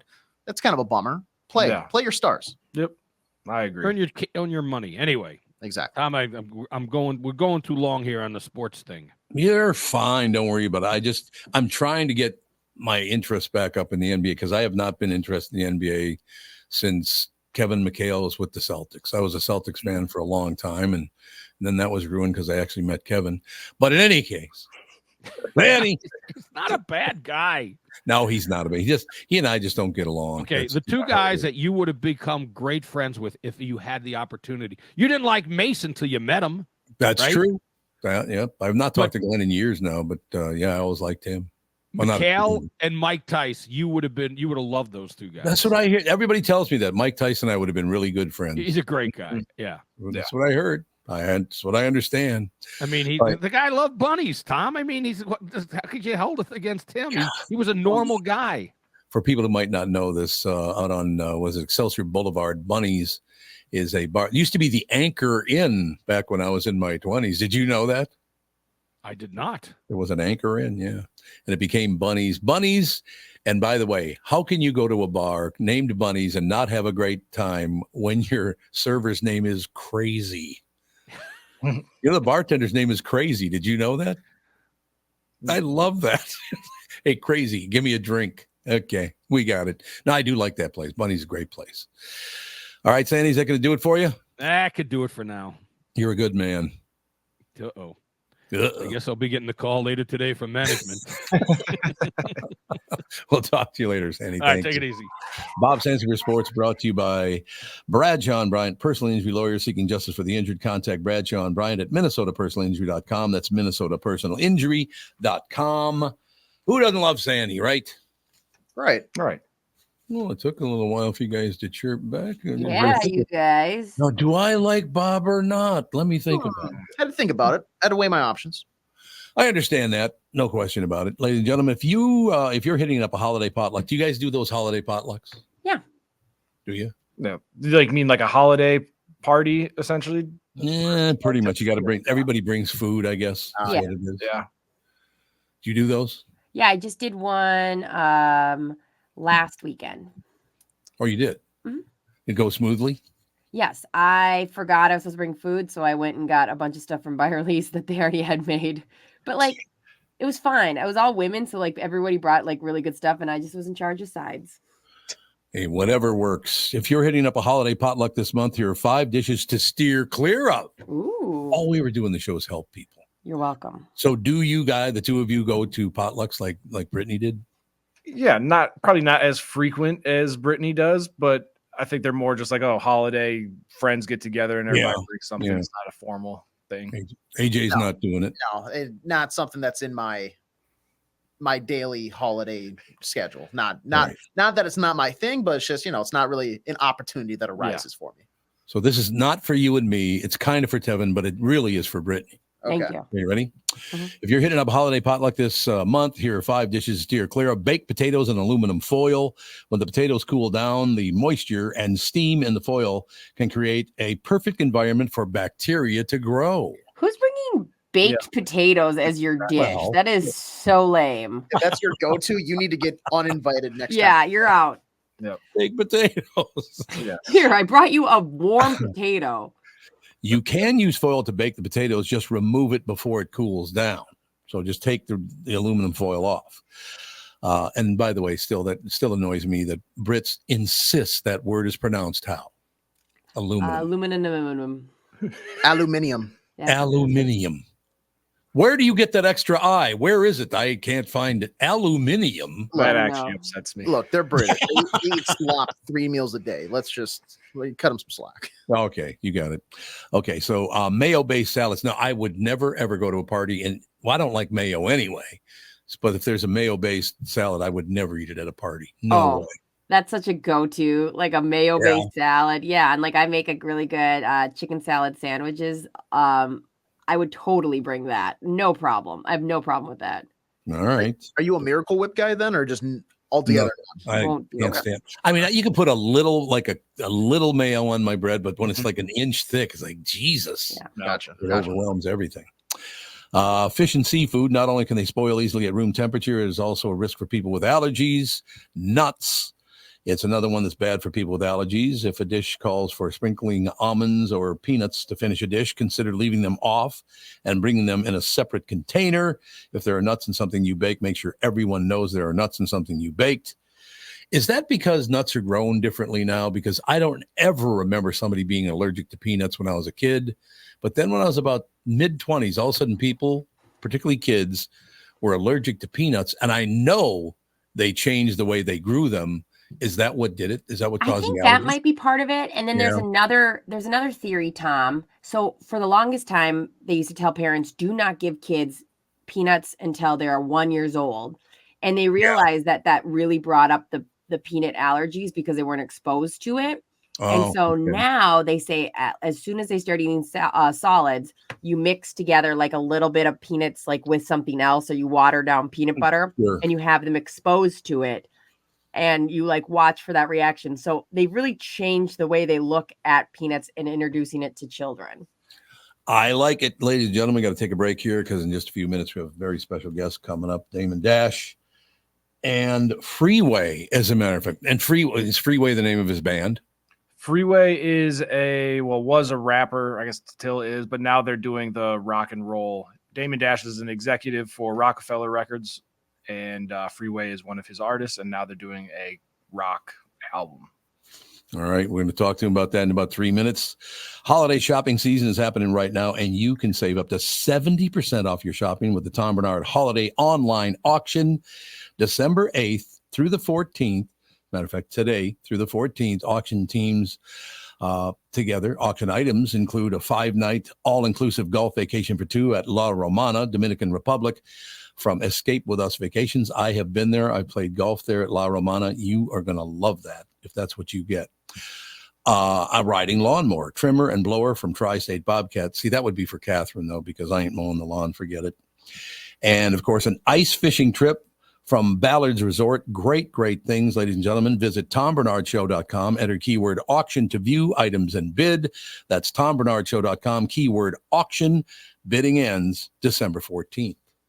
Tom here, and I want to discuss a partnership that has been wonderful in my life, Zero Res Carpet Care. Very good friends of mine. Nothing is better to someone with a family than having a completely clean home. Your carpet is the biggest filter in your house. If you want to talk about pet dander or foot traffic, dirt from the outside, they all eventually reside in your carpet. So, Zero Res Carpet Care. Listen, around the holidays, you need to contact ZeroResMinnesota.com or call 952-ZEROREZ. That's 952-ZERO-RES. They clean your home with their electrolyzed pH-elevated water that doesn't use chemicals or soaps that smell like a janitor's closet like other cleaning services. How about a Tom Barnard deal? Well, here it is. Get 3 rooms, zero resified, starting at $129, and don't forget your air ducts. Mention me, and they'll discount your air vents by $75 too. This is for the entire month, so call them right now, 952-0-RES, backward or forwarded, spells the same, or book online, ZeroResMinnesota.com. If it's available, ask for them to come to your place in the Tom Barnard named service truck. What an honor that was, by the way. Just mention me by name and get the special deal to get your home clean and your heart happy. Zero Res Carpet. Yeah, baby. You know the song Kokomo is supposed to be off the Florida Keys, right? Well, I hate to break your Beach Boys bubble, but that's a fictitious place they made up for the song. Fortunately, for the rest of us, the Florida Keys island chain are as real as the taxes you have to pay in Minnesota if you're a resident. Now, that's a reason to move south. In addition to Florida and all of Monroe County being beautiful, the Keys from Key Largo to Key West are even more beautiful. This is Tom Barnard, part-time Florida resident myself. And if you want a second house or a new retirement home or want to become a Floridian, may I suggest you contact Matt Carlson from One Key West Realty. Matt grew up in Litchfield, and he's a super real estate agent. When it comes to finding your tropical island space in the Keys, he lives there and here. And Matt knows what's best in Key West to buy for your second home in Florida, of course. Matt teamed up with fellow Minnesotans from Sartell and Alexandria, Kristen Eklund, who's one of the top mortgage brokers in the country from Coast to Coast Mortgage. She'll get you financing you need to buy a home in Florida or in Minnesota. Matt's part of the Lake Sotheby's International Realty Group here in Minnesota, and Kristen, his mortgage colleague, lives and works in the Keys, so they both know the Florida Keys, new and existing homes for sale, and are Minnesotan through and through. Contact them by heading to onekeywest.com. That is onekeywest.com. We are back, ladies and gentlemen. A little news, a little information. Got special guests coming up. It's supposed to be any minute now, correct? Yeah, I'll let you know when they're on the line.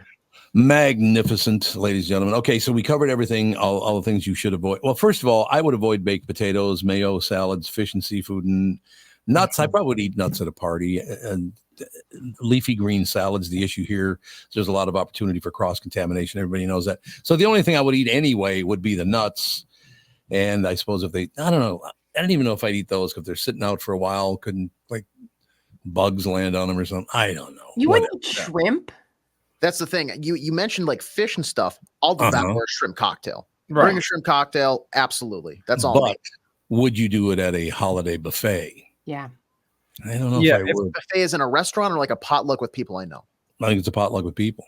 Yeah. If somebody brings it, I'll go at it for sure. The potluck with people I know, I'll eat pretty much whatever. It depends on who brought it, because I know who can and cannot cook. And then too, it depends on how long it's sat out. Like if the shrimp cocktail has been sitting out there for 5 hours, I'm probably not eating it at 5 hour mark. But right away, yeah, absolutely. Listen. Okay. But how do you know it's right away? That's the problem. You just got there and it's already, that could have been sitting there for a couple hours by the time you get there. Well, I mean, if they say, hey, everybody show up, we're going to start doing this thing at 3:00, and I show up at like 3:30, 3:45, make my pass through, everything should be fine. And then you can start to tell when things look a little settled on the potluck side. You know what's hilarious about this? I never even realized this, but this is 100% evidence. I've never been to a potluck supper.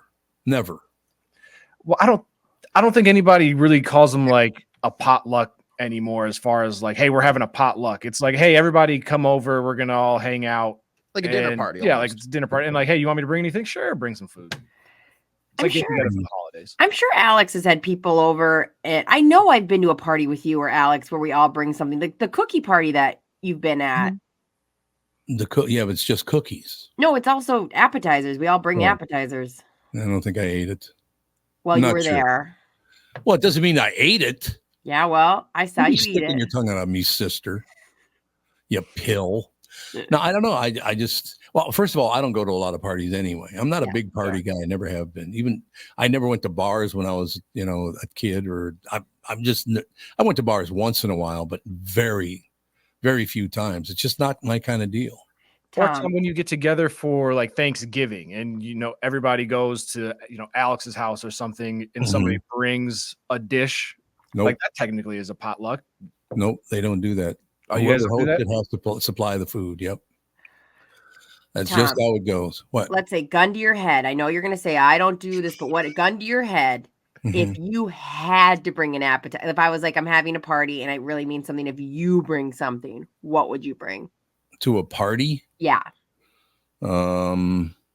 See, I have no idea because I've never done. I'd have to think about that. I don't know what I would bring. Or what if we phrase it like this? Alex is like, hey, I'm hosting Thanksgiving this year or Christmas.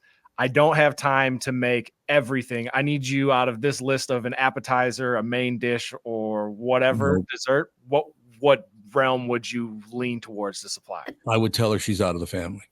Tom, here's the thing. I think you underestimate yourself.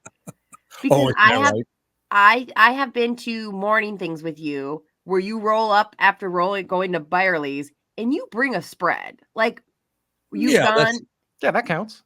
Yeah. You don't have to make it yourself. But I bring all of it. I know, but I mean, like, there's times where you're like, hey, I remember the time you brought like dates in with a bunch of cheeses, and I was like, ate a violent amount at like 4 a.m. That was awesome. That's an app. That's fine. That's like, I just don't like people like going through the dishes and then you're behind, like 5 people behind, and you see him like, well, this one guy, I was in line once at a golf tournament. He's over the fried chicken, eating it over the bowl they're in. Like, what you're talking about, I 100% agree. Like when it's strangers and everybody's kind of that, the old country buffet style. Yeah. Whatever. Like, I don't want to watch you sneeze into the macaroni and now I got to try and take it. No, absolutely. You're right. Get no argument from me. I'll tell you that. Are we good to go, AJ? We are. Damon Dash and Freeway join us, promoting Damon Dash's band, The Black Guns and Freeway. I've just released the first single and music video for 365, the lead single and title track from the pair's forthcoming collaborative album arriving early 2024. Damon, Freeway, how you doing? Good. How about yourself? What's happening, man? Yeah, we good. How are you? Things are going really, really well. So what started this whole idea? Who had the idea first? Did you both? Kind of at the same time go, hey, we should do this. What started the whole project?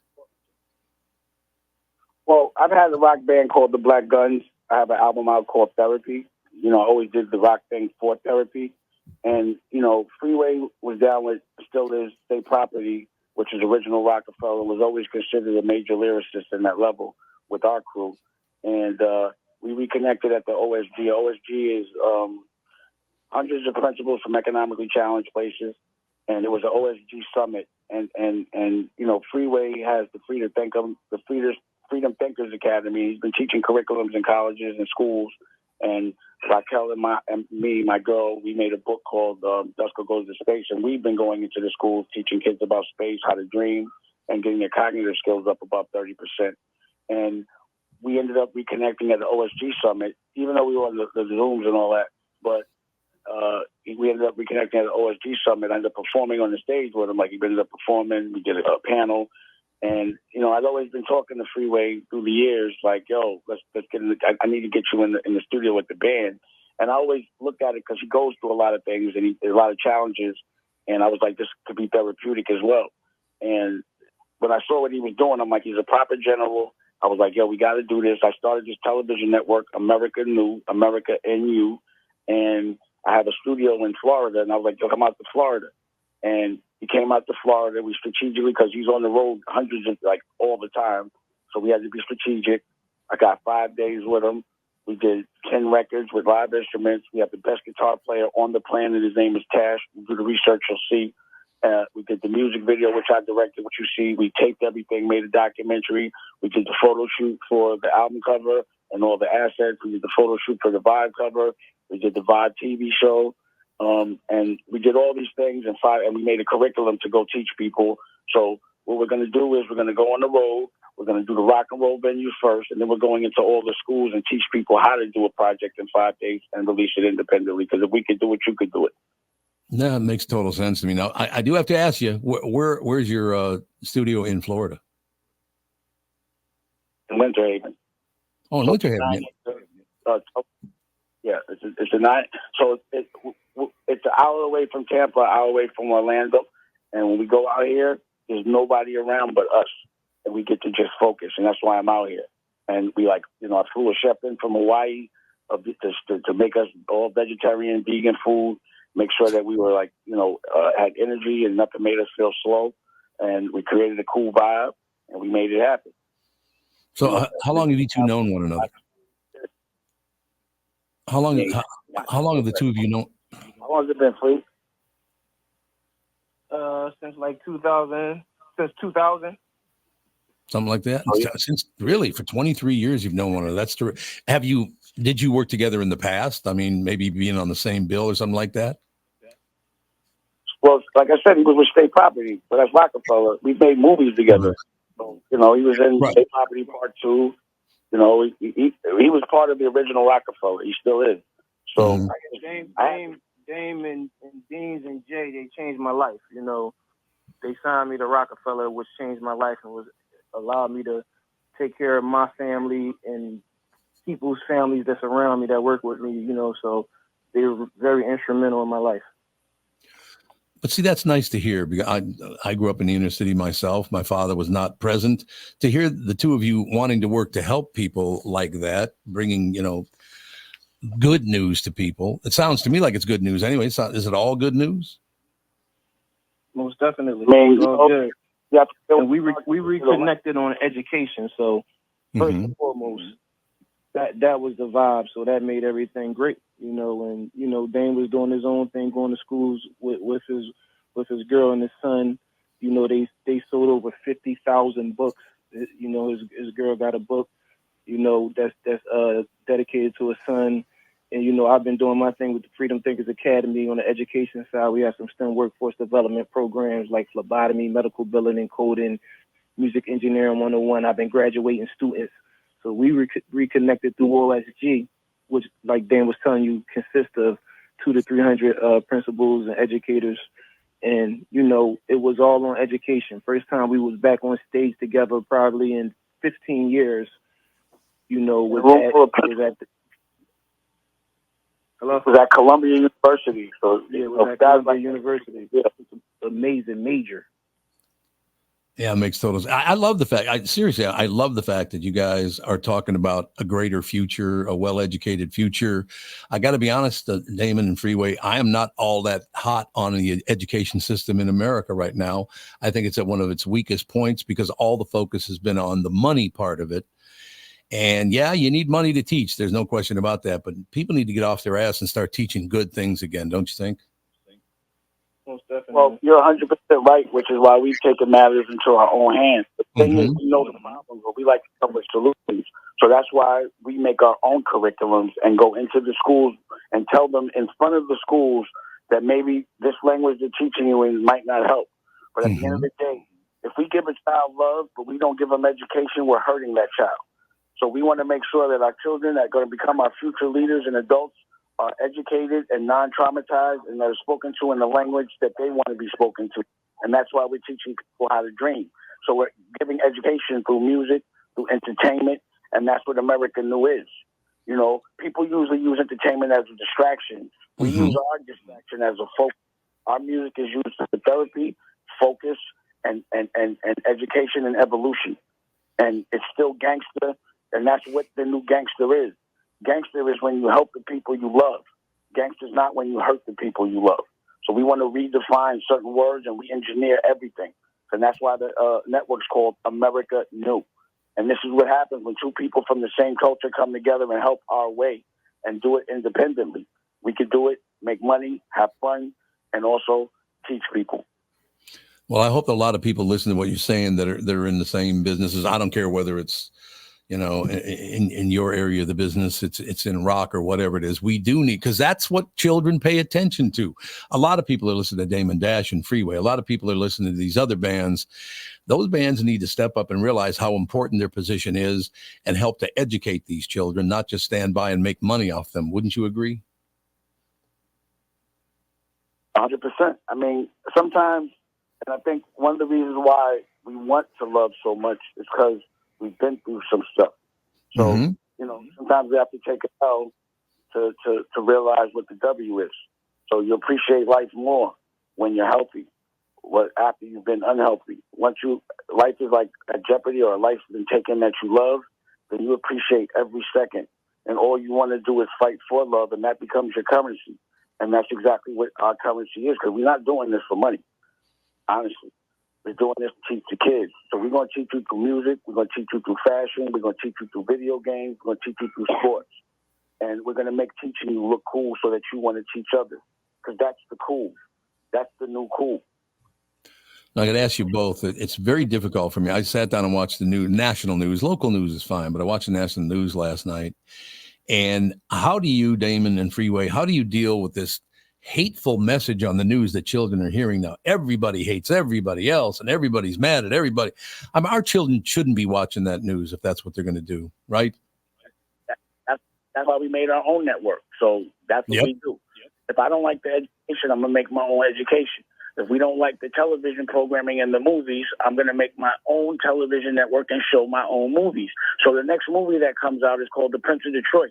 It's about healthcare. It's about giving a visual of us making money doing something other than sports and doing entertainment. But they always give us visuals of us being hurt by other people or us hurting each other. And that's not the visual that we want to see. So we're showcasing different patterns. We know the problems, but we're coming with the answers. So how do I feel when something needs to be changed? I feel like changing things, and that's what I do. And what I do is I go talk to Congress. I'm part of something called the Commission.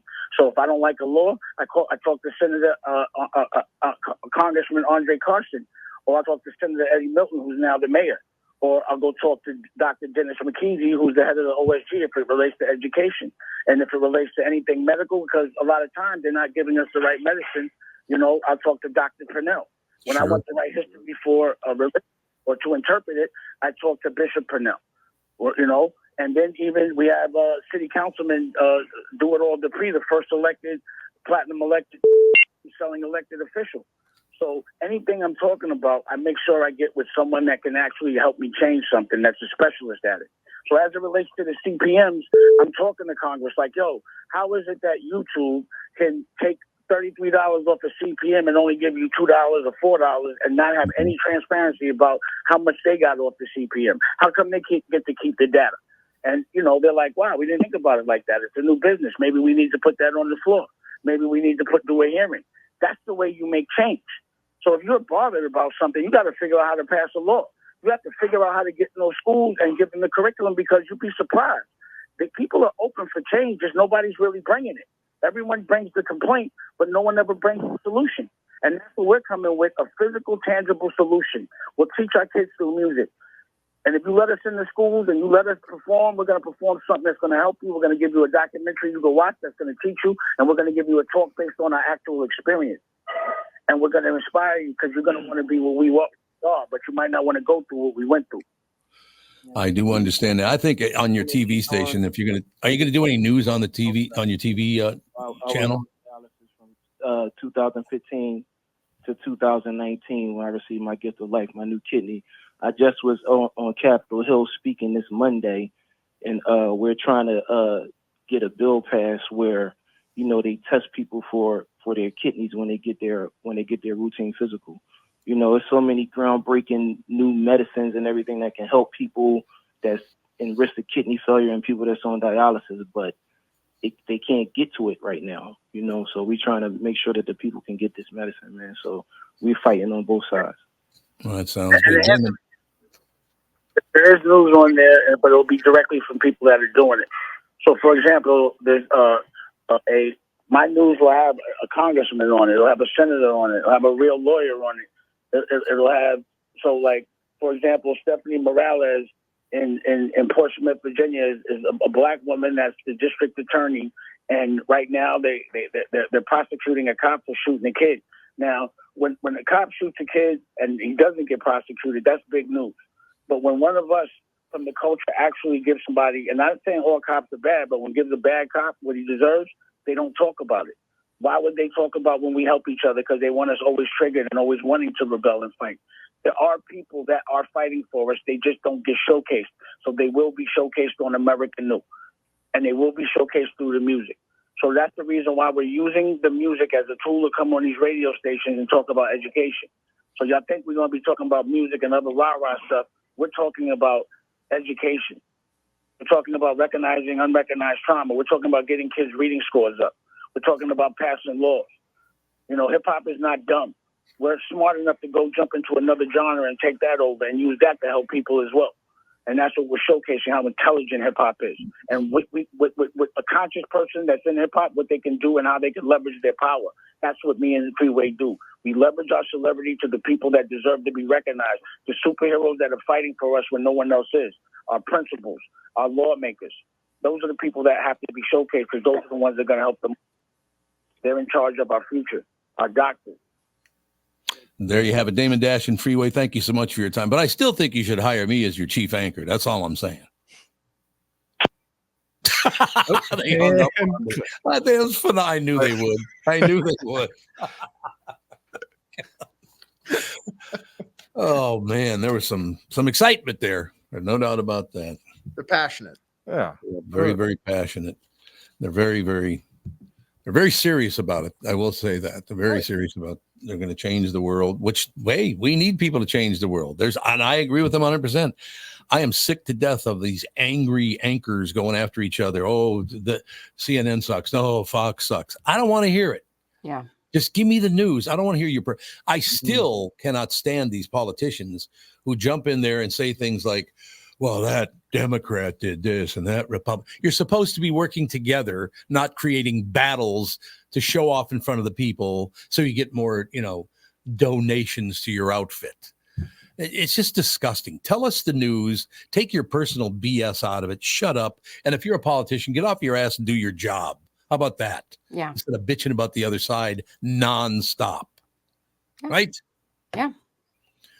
I don't think they took my joke about me being the head anchor very well by hanging up. I think they were up against it. And so Art usually will hang up for people. And so they probably had another one to get to. But the timing was interesting. AJ and I were trying to do it for like 5 minutes. Oh, I know. It's not often that Art calls us like outside of the interview. It's like, hey, we got to go. But he's like, hey, I know these guys, like they're passionate about what they want to talk about and all that stuff. But I've got other people they got to go to. And having both of them on, I'll be like, maybe we have them separate and they can each go to multiple radio stations because they're probably a good idea. What's interesting about those guys is they're pretty much responsible for all of the music in like the early 2000s, like a large chunk of music that came out. And so to see them kind of pivot, I was very interested wanted to hear their take on like what allowed them to pivot to rock. But yeah, they were not open for interjection. We'll say. So they were the ones who ruined music. Is that what you're saying? Oh, take it Here easy. we go. I was trying to pass it off to you, Tevin, to ask a question, but they wouldn't shut up. So there was a couple times where I was like, "Yeah, I'm gonna butt it." No, There's no way. There was no way in there. I was just like, I mean, they are monologuing, very much so. I will tell you this. It did make me look back to the old days sitting around with the friends on Plymouth Avenue or West Broadway or whatever, because everybody back then, all you ever heard was, "You can't believe how smart I am." They always talk about, when you're sitting around these neighborhood deals, they talk about how smart they are, which I think is hilarious. I'm actually a genius, and I want you to know. Oh, are you? Okay, good. Excellent. We do have to take a break because we have Timmy Lammers coming up in a couple of seconds. I'm so happy to welcome back our longtime friend, Sabre Plumbing, Heating, and Air Conditioning, to the show. I've known Steve, the owner, for many years, completely trust Sabre to keep my house comfortable. Why? Sabre does everything the right way, and they always put the customer first. I love the team at Sabre because they're service experts or experienced NATE certified technicians. They're not salespeople. Their pricing is completely upfront, and they fix only what needs to be fixed, nothing more. Sabre's dedicated to giving customers what they need, when they need it, and at the fair price, keeping your family safe and comfortable without breaking the bank. Give Sabre Heating and Air Conditioning a try. I know they'll take care of you just like they've taken care of me and my family. Whether you need a new Bryant furnace or air conditioner replaced or just simply need a service call to get you going again, go to saberheating.com. That's SABRE heating.com. Sabre and Bryant, whatever it takes. Recently, Jim Paul of Valley Buick GMC was contacted by a company that does on-site sales. Jim was confused. Wait, they don't know anything about us, our staff, our reputation, most importantly, our customers. Hey, pal, no problem. We do them all over the country.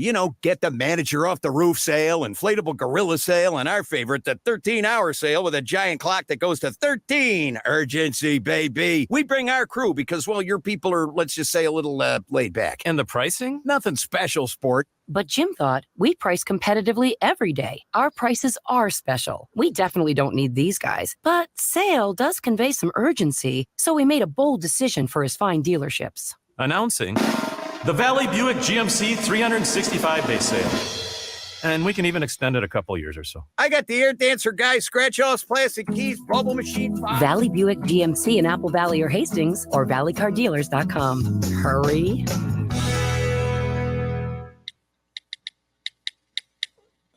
Is that text you're sending so important that you missed your turn? Is that text you're sending so important that you ran the red light? Is that text you're sending so important you didn't see the ball coming onto the road or the child that followed? Hi, I'm Mike Bryant from Bradshaw & Bryant. When you take your eyes off the road for even 4 seconds, your vehicle travels 100 yards. That's the entire length of a football field. If you absolutely have to text, you need to pull off the road somewhere safe and do it from there. Texting and driving is against the law and can cause serious injury or even death to you and others. Now that is important. We hope you're never injured in a collision, but if you are, please contact us. Find Bradshaw & Bryant, personal injury attorneys at minnesotapersonalinjury.com. Going farther with Mike Bryant on your side, seeking justice for the injured. Bradshaw & Bryant. I'll do it. There's no question about it. Timmy Lammers. Timmy, you're in 3 minutes early. Look at you paying attention. Hey, the more Tim, the better, right? Well, that's what I was thinking. Absolutely. There's no question about it. Opinion. I'm going to get t-shirts made up. The more Tim, the better.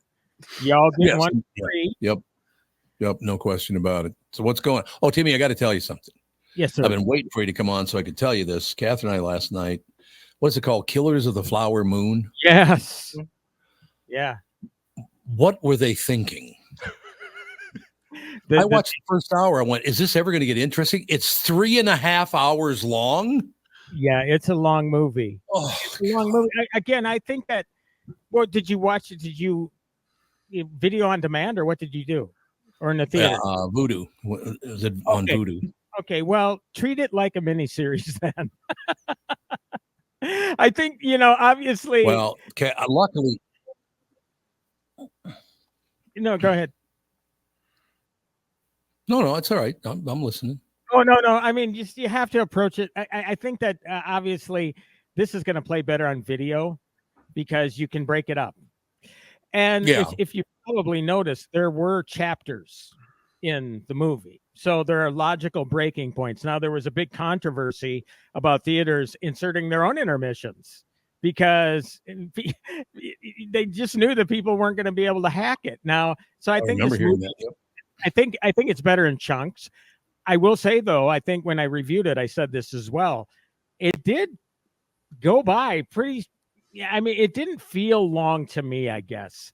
And I know that everybody looks at things differently. I don't know. I mean, it is it does take a while to get into things, though. It does for sure. But the problem is, and I got lucky, and I'll tell you, I watched the first hour. Catherine watched the last 2.5 hours by herself. I got lucky because I didn't even like the first hour of it. I thought it was boring as hell. Really? And Wow. you could tell from within 10 minutes who the bad guys were. Oh, of course. You knew that De Niro was going to be a horrible human being. Yeah, that's true. You know. I still think it's a compelling tale, and I think you really should watch it. It's an eye opener. Catherine said it was way too long. Well, I think the importance with movies like this is the fact that all these egregious things happened and nothing was ever said or done about true. it. I understand that part of it. Without getting too much into it, I mean, obviously they try to hold people into account. But as far as a Scorsese movie is concerned, far from being my number one of his. I think Goodfellas probably is still up there. The Irishman is still up there. A Casino. I mean, those are all long movies as well. So, yeah, part of me doesn't have a problem with this because I like the fact that filmmakers with clout can still get things done, right? They don't have to necessarily have to do the crash, boom, bang, Scream Part 18 sort of movie. I mean, there are very, very few filmmakers now that can still just make the movies they want to make and make them as long as they want to make them. Whether we like it or not, that's something, that we can obviously debate. But I don't know. I like the fact that we got people like Scorsese around, or Scorsese, whatever. Everybody pronounces it differently. But Christopher Nolan's another guy. I can't wait till you try to watch Oppenheimer, though. I did watch Oppenheimer. I watched it. You did? Yep. What the did you whole think 3 of that? hours. I thought it was good. I thought it was too long and put a lot of stuff in there. They added some things, though, that people have never heard before about Hiroshima, why they did what they did, for two very specific reasons. It was to scare Russia, and it was to pay them back for Pearl Harbor. Yeah. Because they had already surrendered. There was no need to bomb them like that, but they had to make a point, apparently. And spoiler, I guess, kind of, is Gary Oldman one of the best actors ever born?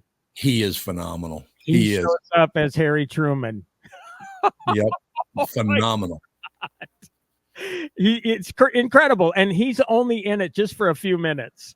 But he is such of a powerhouse. And there are a ton of powerhouse actors in there. I think it's probably the best thing that Robert Downey Jr. has ever done.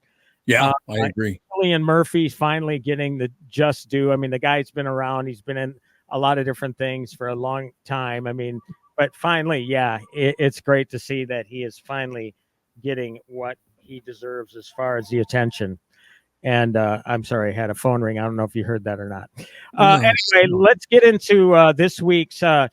It's a movie that was released in limited release in November, but finally it's wide enough where I feel like, okay, I can talk about it. People can actually go see it somewhere. It's called Dream Scenario with Nicolas Cage. Have you heard of it? Yep, I'm aware of that. Yeah, it's Nicolas Cage. I mean, it's a sort of movie, again, that only people like Nicolas, I don't know if it had been made otherwise. Yeah, it's an independent movie and somebody else would have made it, but I don't think it would have been nearly as interesting with anybody else. He's the sort of person that commands your attention. He's made for this sort of role. He's a guy, longtime college professor. He's boring as all hell. He's a faithful family man, but he never felt like he got the attention he deserves. He wants to write a book to get on the map. And then all of a sudden he starts popping up in people's dreams. And all of a sudden he goes, quote unquote, viral. And he's in everybody's dreams worldwide. At first as a mere observer where something is happening and he'll just walk by the scene and just wave. And then the dreams turn kind of erotic for some people. So it's a really, really weird situation. And he's really popular because of it. All of a sudden, those dreams take a wicked turn and everybody wants to cancel him. So maybe in a way, it's kind of like this commentary on cancel culture, which I really like. But it's just strange. It's strikingly original, although I will say, I don't know, have you ever heard of it's an old Bruce Davison movie called The Lathe of Heaven, where the man can change the outcome of things with his dreams? It was made by PBS a long time ago, early 70s. So it has a bit of that, obviously. It kind of feels like Being John Malkovich in a sort of way, obviously, because the man is in everybody's dreams or can haunt people's dreams. Kind of feels like Nightmare on Elm Street in a way. Yeah, I was going to say, in the movie, is he aware of any of the things he's doing in these dreams? No, he doesn't have any control. I didn't think so, yeah. Yeah, so, and that's the whole thing. It's not like he is purposefully doing it. He's just showing up. And again, he can't control it. So, but they love the fact that the way he shows up initially, they love the viral aspect of it. But once he starts doing some terrible things in these dreams, nobody wants to be around him. I mean, he can't go into a restaurant. People leave. People will threaten him with violence if he doesn't leave. That sort of thing. The other movie it reminds me of, and for the right reason, because it's a brilliant movie, it's The Unbearable Weight of Massive Talent, where Nick Cage plays Nick Cage. Yeah, he's good. Version of Nick Cage. So, yeah, I mean, it's only the sort of movie that Nicolas Cage could make. So it is billed as a comedy, but I would say it's best described as a dark comedy. This movie really goes to places I never expected. But I think the reason I like it more than anything is the fact I'm so fascinated by dreams. And every morning we wake up and it's like, how the hell did I ever go there? What happened in my life to make me go there in my dreams? And that's a question for all time. Why do we dream the way we dream? Right. So, and so this movie sort of addresses it. And of course, it tries to unravel the mystery of why he's in everybody else's dreams. So good. You'd recommend it? Highly. Yes. Okay. I would say it's like a 7.5 out of 10, 8. I'm going with an 8. Just because it's so original. I really like it. I don't think it answers everything that I was hoping to hear. I think it's one of those endings they didn't know what to do with it, and it just ends abruptly. And come on, I want more. I want answers, and it doesn't give us that. But there's no question that Nicolas Cage is not only a gifted comedy actor. Yeah, he has a moment in here, a dramatic scene. It's like this is as good as it gets. The guy is a hell of an actor. Yes, he is, and he doesn't get credit for as good as he is either. He must be a pain in the ass to work with. Well, I don't know about that. I mean, the guy does like 6-7 movies a year. Yeah. Yeah. I don't know why, he does the movies he wants to do, which I think is great. He did that movie. I know you've seen this movie called The Old Way. Is it called The Western that he did earlier this year? Really good. Yep. Yeah. And then Renfield and he does everything. He's all over the map. And of course, he won his Oscar for Leaving Las Vegas. And I think he's going to get some attention for this particular film. So isn't he done making movies now? He wants to focus more on TV from a headline that I saw. Yeah, well, and I didn't read that story, Tevin, but it's funny you brought that up. Yeah, he says he's got about 3 or 4 movies left in him. Huh. I didn't read the story. If he goes to TV, great.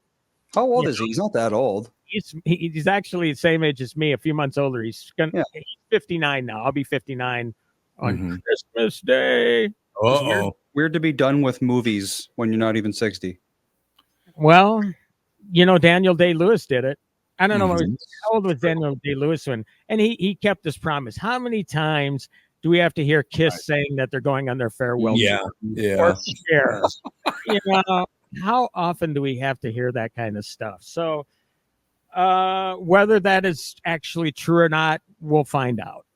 Steven Soderbergh made a big deal about it too. I just think these people are craving attention sometimes. It's like, nobody appreciates me, so I'm going to go away. Well, then they keep making movies.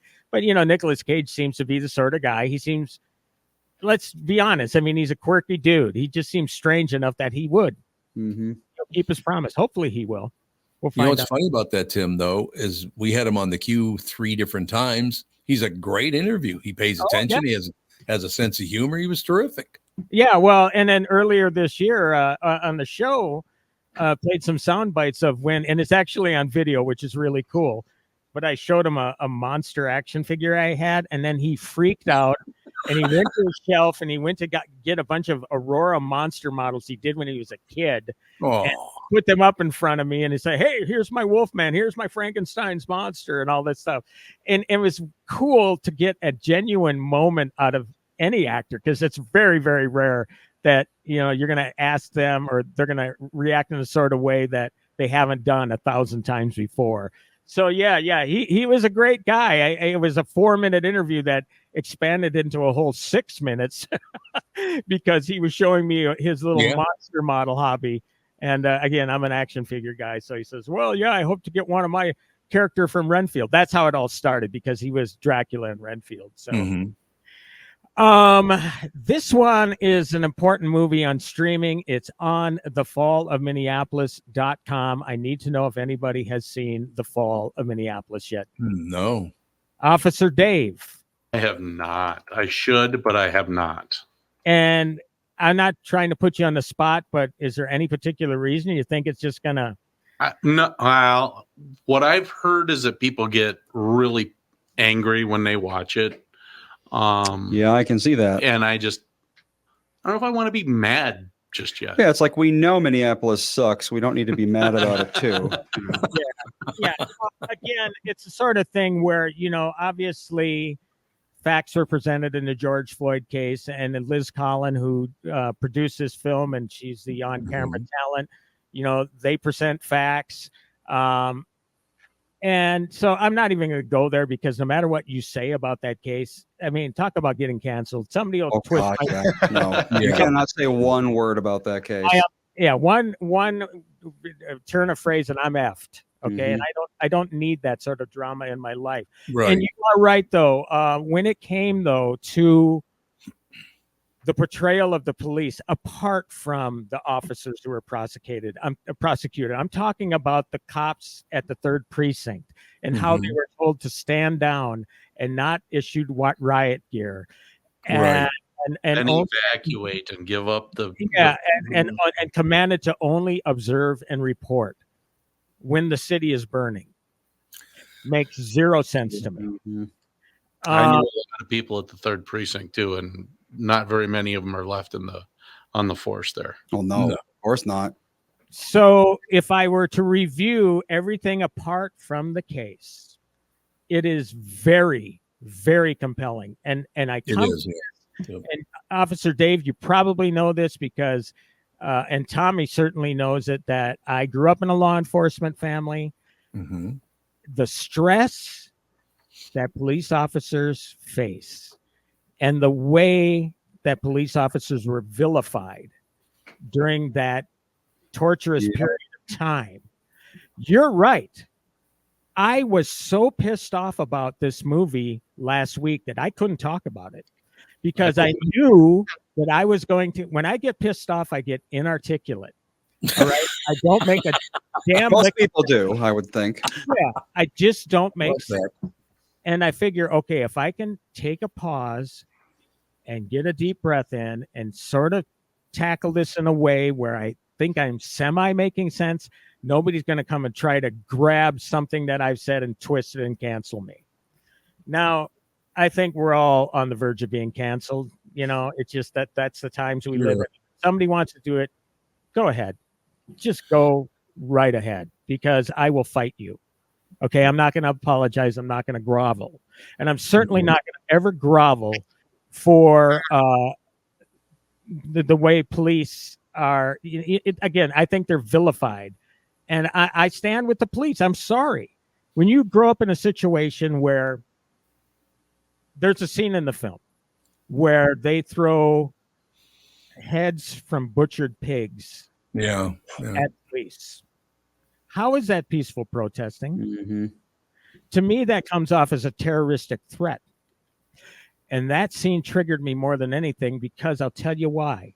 There was a situation when I was growing up where something similar happened to my father, aimed at him with a slaughtered pig. Jesus. All right. I don't want to get too graphic, and I won't, but I'm just saying, the word triggered, maybe it's overused, but man, did that trigger me.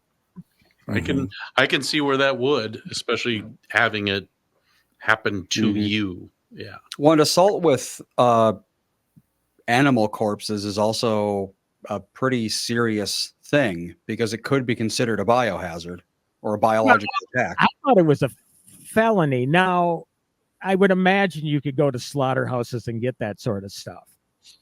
You can, yeah. But yeah. I guess more than anything, what bothers me is the way that the police, Minneapolis police, by and large, felt abandoned by the city not letting them do anything. They were absolutely abandoned by the city. Right. And because to tell essentially the precinct to stand down gives the illusion to everybody that's protesting. Now there really are no rules, and we can just kind of get away with whatever we want. Yeah. That's definitely the vibe, is being, somebody that would, peacefully protest during the day. You could definitely feel that shift once the 3rd precinct got burned down of, oh, now it's just fair game for anything to happen. Yeah. I'm not saying that there weren't peaceful protests, because there certainly were. But to kind of go with this blanket, everything's a peaceful protest. Right. It's complete. Yes. You throw a decapitated pig's head at somebody, that's a terroristic threat. In my 100%. opinion. Yeah, no, that's completely uncalled for. Should be, but it won't be in Hennepin County. Of course not. But here's the thing: it was never. This was the first time I saw footage of that, and this is kind of like the purpose of the documentary, is to show things that weren't shown, because they're attacking Liz, as in Alpha News. They're going after the mainstream media, saying, "Hey, where was this?" I think the opinion about the police might have been a little bit different if you had shown this sort of thing, or if this sort of evidence would have been admitted, that sort of stuff. But you had people traumatized. You had police officers traumatized. You have police officers suffering PTSD. You had police officers quit. You had 350 police officers quit. And they're still having trouble recruiting. Well, one look at this film and you'll understand why. Whoever wants to work in a situation like that? Yeah, if the city's just going to throw you to the wolves the second things go down, why would you want to work in that position? Right. Yeah. And again, I don't think there's any appreciation of the stress that goes into to being a police officer. Now, I've said this before too, and this is why I'm so damn proud of my dad, and I would be doing him a complete disservice that I didn't bring this up. He was committed to his job. He worked full-time as a cop. He worked full-time as a farmer. He worked on weekends just to keep our heads above water. Okay. He cared about his family. People don't seem to care about the fact that what police officers, go through on these jobs, the amount of stress that they encounter. And hopefully people will feel a little more compassion now if they take on this movie and they see that sort of thing. One other thing I want to bring up that he did, and again, you never hear it mentioned, is the fact that my father was on calls where he watched people literally die in front of him. And then he had to go and tell, say, for example, the parents of a teenager that their child was gone. And never coming home. It's the hardest thing in the world to do. I'm sure you've experienced it, Officer Dave. Mm-hmm. So that's just the sort of thing. It's like, where's the appreciation here? No, and the thing is, you guys aren't asking for the applause. That's your job. You do it. So more than anything, I want this movie to be seen because it makes you appreciate even more. If you don't already have that sort of appreciation, and I know that you guys do, but it'll make you appreciate what law enforcement officers do even more. There you have it. I will say this. I have not seen the movie yet, and I will not watch the movie until everybody else has already seen it, so I can stop hearing their chirping. Liz Collins is a very good friend of mine. I've known her for quite some time. Her husband's a good friend of mine as well. Liz Collins is a very smart, very nice person. So I'm just absorbing all of that. She is a very good friend. I'm absorbing all of that and letting it all die down. And then I'm going to watch the movie so I won't have a slanted view of the movie. That's Right. what I'm going to watch it. Well, I mean, you got to, I mean, it's a brave thing that they're doing, man. Oh, God, yes. It's obviously, Absolutely. well, look, she didn't do a damn thing. She was just doing her job. Yep. And people were signing this petition. Couldn't even get her damn name right. Liz, fire Liz Collins. Oh, okay. These are the sort of people you're dealing with here. Yeah, you're absolutely right. They wanted to cancel her for doing nothing. Yep. All of a sudden, she comes out with this. That's a brave thing to do. So I commend her for that. And I can't, I forget what the director's name is, JC.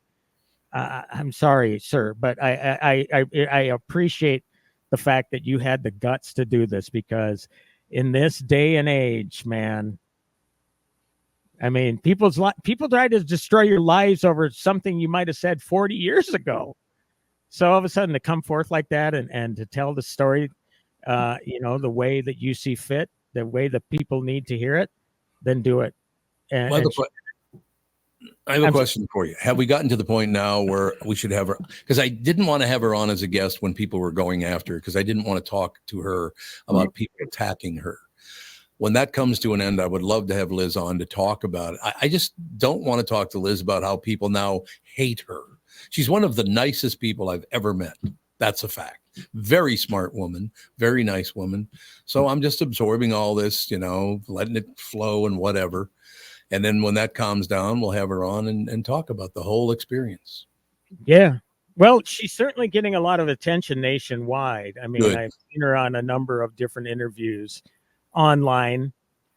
Right away, people paint this as a right-wing sort of thing, because she's on Fox News or whatever. And again, as you know, I don't bother with either side. No, This I don't either. is something that needs to be addressed, and you can't mistreat. You can't paint police officers, or any profession for that matter, but especially police officers, with a broad brush, that the way they have been painted by media outlets. So let's just be straight up about that, because negativity sells. Oh, it makes money. Negativity makes a lot of money, no doubt about it. But at the same time, they don't realize how much it's destroying people's lives. Oh, yeah, absolutely. Tim, do you know, how closely associated she is with Alpha News? Does she work with them regularly, or was it just something just for the documentaries they picked it up? No, she works for them. Okay. Because I was going to say, I think that's another reason why she got a lot of pushback about the documentaries, because Alpha News has such a reputation for kind of being on the right. Yeah, more of an extremist style news outlet. Not really citable. I could never cite that in any college class, because it's it's not reliable news source. Yes, I think that's what's that? What is a reliable news source? Well, there's another great question. Yeah, exactly. But that's why I think she got a lot of pushback as well, because once she's going against a narrative that the general public is kind of running with, and then on top of that, they're like, well, and it's Alpha News, and so it's definitely been an uphill battle for her. But I don't understand though. If there's Alpha News, and then although I will say that our local news does a pretty good job, but these other sites, my God, I am so tired of tuning into Fox and hearing how horrible CNN is, tuning into CNN hearing how horrible Fox is.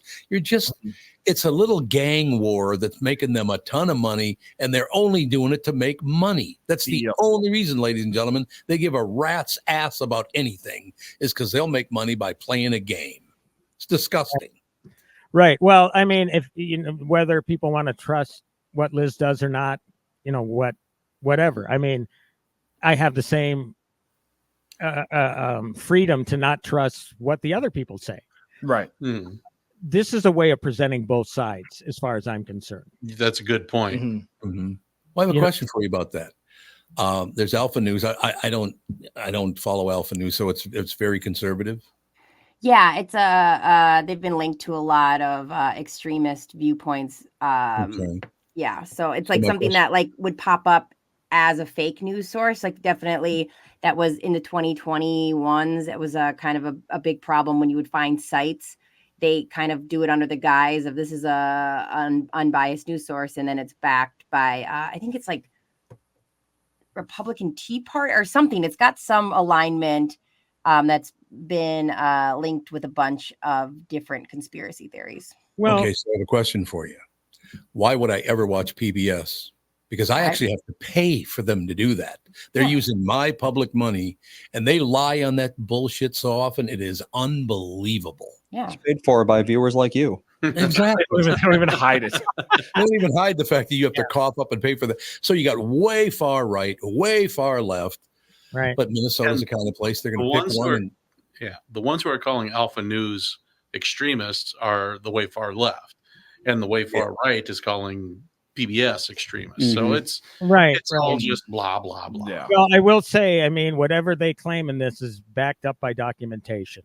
Well, you're gonna in this particular case, in this documentary, people are gonna see. They're gonna want to see what they want to see, and they're gonna want to hear what they want to hear. It's cognitive dissonance. I know you've talked about this before, Tom. Yep. This documentary probably won't change a lot of minds if you're set in your ways. Yeah, I doubt that very few people are going to go into this with an open mind, or it may confirm what you might have suspected all along. So again, I like I say, I mean, when it comes to the facts of the Floyd case, I'm staying out of it. No, because no matter what I believe, somebody's going to try to go after me. I don't need to. Wasn't this heavily about George Floyd? I mean, everything I've read about it is like, sorry, 1 second. I was just finishing. Is that a lot of the bias was about the idea that the George Floyd thing, you know, I mean, they state his past record, they state all these things. And so it's like, I just don't know how you can take that piece out, Tim. Well, no, I'm not saying that you don't. What I'm saying is what I'm commenting on is the treatment of the police while the riot. I mean, that's my greatest concentration. Yes, it's ultimately tied to that. And that's the thing that pissed me off the most. Yeah. As far as the Floyd case and all that, you can say what you want to say on this side. You can say what you want to say on this side. You know what? Watching this documentary will give me the opportunity to say, I'll decide what I want to decide. I don't need anybody to spoon feed me any sort of answers. Tim, I have a question, because when like this documentary first kind of came out and was making the rounds, all that I guess I all kind of ever heard of it was like essentially a documentary on proving why Derek Chauvin should be innocent. So to hear you say that it's more about kind of like the Minnesota's response to, you know, telling them to back down. So is it more like, I guess, what is the overall vibe? No, I mean, it does present evidence that would suggest that things were different than presented. Oh, okay. That's what I'll say. Again, I'm not commenting any further on that. that. No, I was just trying. Yeah, I just wanted to figure out what I am saying, though, is that the thing that was the biggest problem that I had was the shocking treatment of the police during this time. I'm talking about the police apart from all of that. The people trying to do their job to protect the streets, to protect people, to protect the third precinct, everybody like that. Yeah. That's the part that I felt, you know what, I'm well within my means to comment on that, because it's somewhat of a lived experience.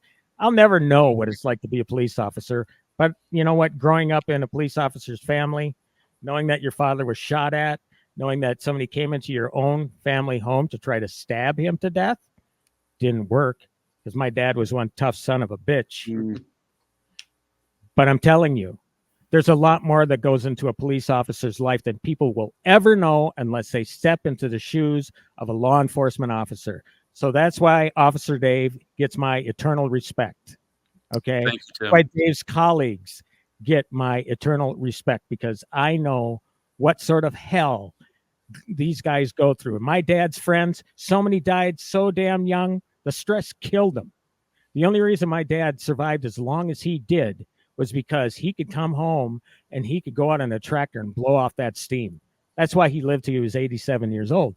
But most officers don't live that long. Damn it, Officer Dave, you better stick around for a few more years, man. I just hit 56 on Tuesday. We're working on it. All right, you're younger than me. You're younger than me. Hey, I'm late. I got to go to a different deal. Again, watch the documentary. Just form your own opinions. That's the best I can do right now. So once you do see it, we can talk about it again. All right. Thanks a lot, Timmy. All right. Have a good day. Tim Lammers, ladies and gentlemen, let me ask you guys a question. If I say the following, does this make me horrible on both sides? You have Chauvin, you have George Floyd. Neither one of them should have done what they did. Well, there is something to be said for that. Yeah. Neither one of them. No, it's definitely not a 100% one side or the other case. Otherwise, it wouldn't be as controversial as it is. Well, that's the thing. It's like people will be like, oh, well, you shouldn't be killed for using a counterfeit bill. And it's like, yeah, you shouldn't, but you might. So, don't do it. Depending on, and it's like some bad things happen all the time, like massive overreactions to very minor infractions. Mm-hmm. You have to take that into account because the world is an imperfect place and you don't always get what you should. Sometimes it's much more than you need. So a lot of people don't understand the side of the road is not the place to argue. Right. It's also true. That is just so not the place to hash it out. That's what the court system is for.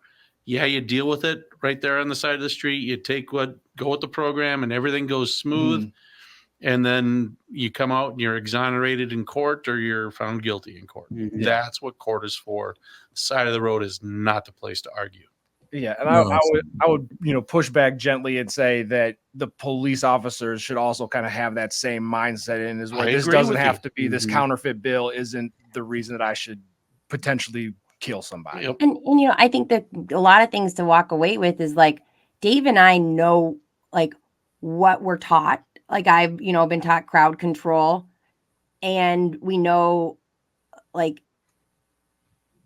that. It takes a lot from a person. It takes a lot, and not everyone has it. And Derek Chauvin shows us that not everybody can do the job. And like to say that the people who would be most disappointed and disgusted would probably people in the military and in, the officers. Like there's just something to be said that like not everybody can do the job, and he couldn't. Is it true that the coroner's report says that he did not kill him, that he died of a drug overdose? One did, one didn't.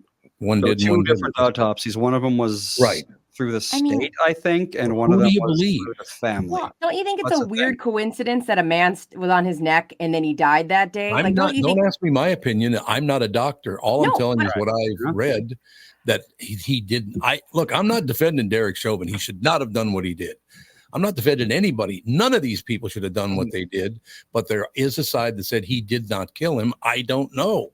I don't really have an opinion about that. Even if he didn't kill him, he didn't help try to save him. I agree. That's exactly what I'm saying. He should not have done what he did. There's no question about it. It is interesting that he didn't administer. Well, do cops always have Narcan on hand? It depends. A bigger city like Minneapolis, they may not. Okay. I carried Narcan as soon as it became widely used. Yeah. We were given Narcan, kept it in our med bag, ready to go. Yeah, because that's like if someone is acting erratic and then he stops breathing, you'd think Narcan would be like, the go-to thing. It's like, oh, he's probably overdosing on fentanyl like half the population of the world apparently is these days. Tom. So here, have some Narcan, and hey, if that helps, it helps. And if it doesn't, as far as I know, there are no major side effects to giving Narcan to someone who's I think it's a receptor blocker, so I think it's fine. It is. The only this, problem. Tom. Go ahead, Britt. I get this, Tom. I saw Narcan sold at Target the other day. I saw that. They're selling it now. Yes. How crazy! Yeah, I mean, it's a good idea, but it's like also just like wow. The fact that we need that is very sad. Yes. Yeah. I would agree. So let me close with this because I really am not taking any sides in this because I wasn't there. As Andy pointed out, there were two different coroner's reports. It just makes me sad that any of this stuff ever happens anyway. Because I got to be honest with you, if I was with somebody and they tried to pass a bill or whatever, the last thing I would allow my friend to do is confront the police about it, because the police are going to confirm. It's way too dangerous. I'm not taking sides here. I just don't want my friend to be in danger like that. Well, yeah, you could have done literally nothing wrong, but if you start arguing with the cops, you're now putting your life in danger. Yeah, it's just let's be honest. The whole thing from top to bottom is very, very sad that people lose their lives. Now Chauvin's been stabbed 22 times, and this story's never going to end, until he's dead. No, it's not. It's just unfortunate. Should we even have Kristen on, because it's almost? She's probably not looking forward to follow this up. I don't want to come on after that. Forget it, Kristen. We shall take a break. We'll be right back. 4 minutes to cool down. So, hey, there you go. What? Oh, you mean during the break? Yep. Okay, good. We'll cool down during the break. We'll be right back. This is the Tom Barnard Show.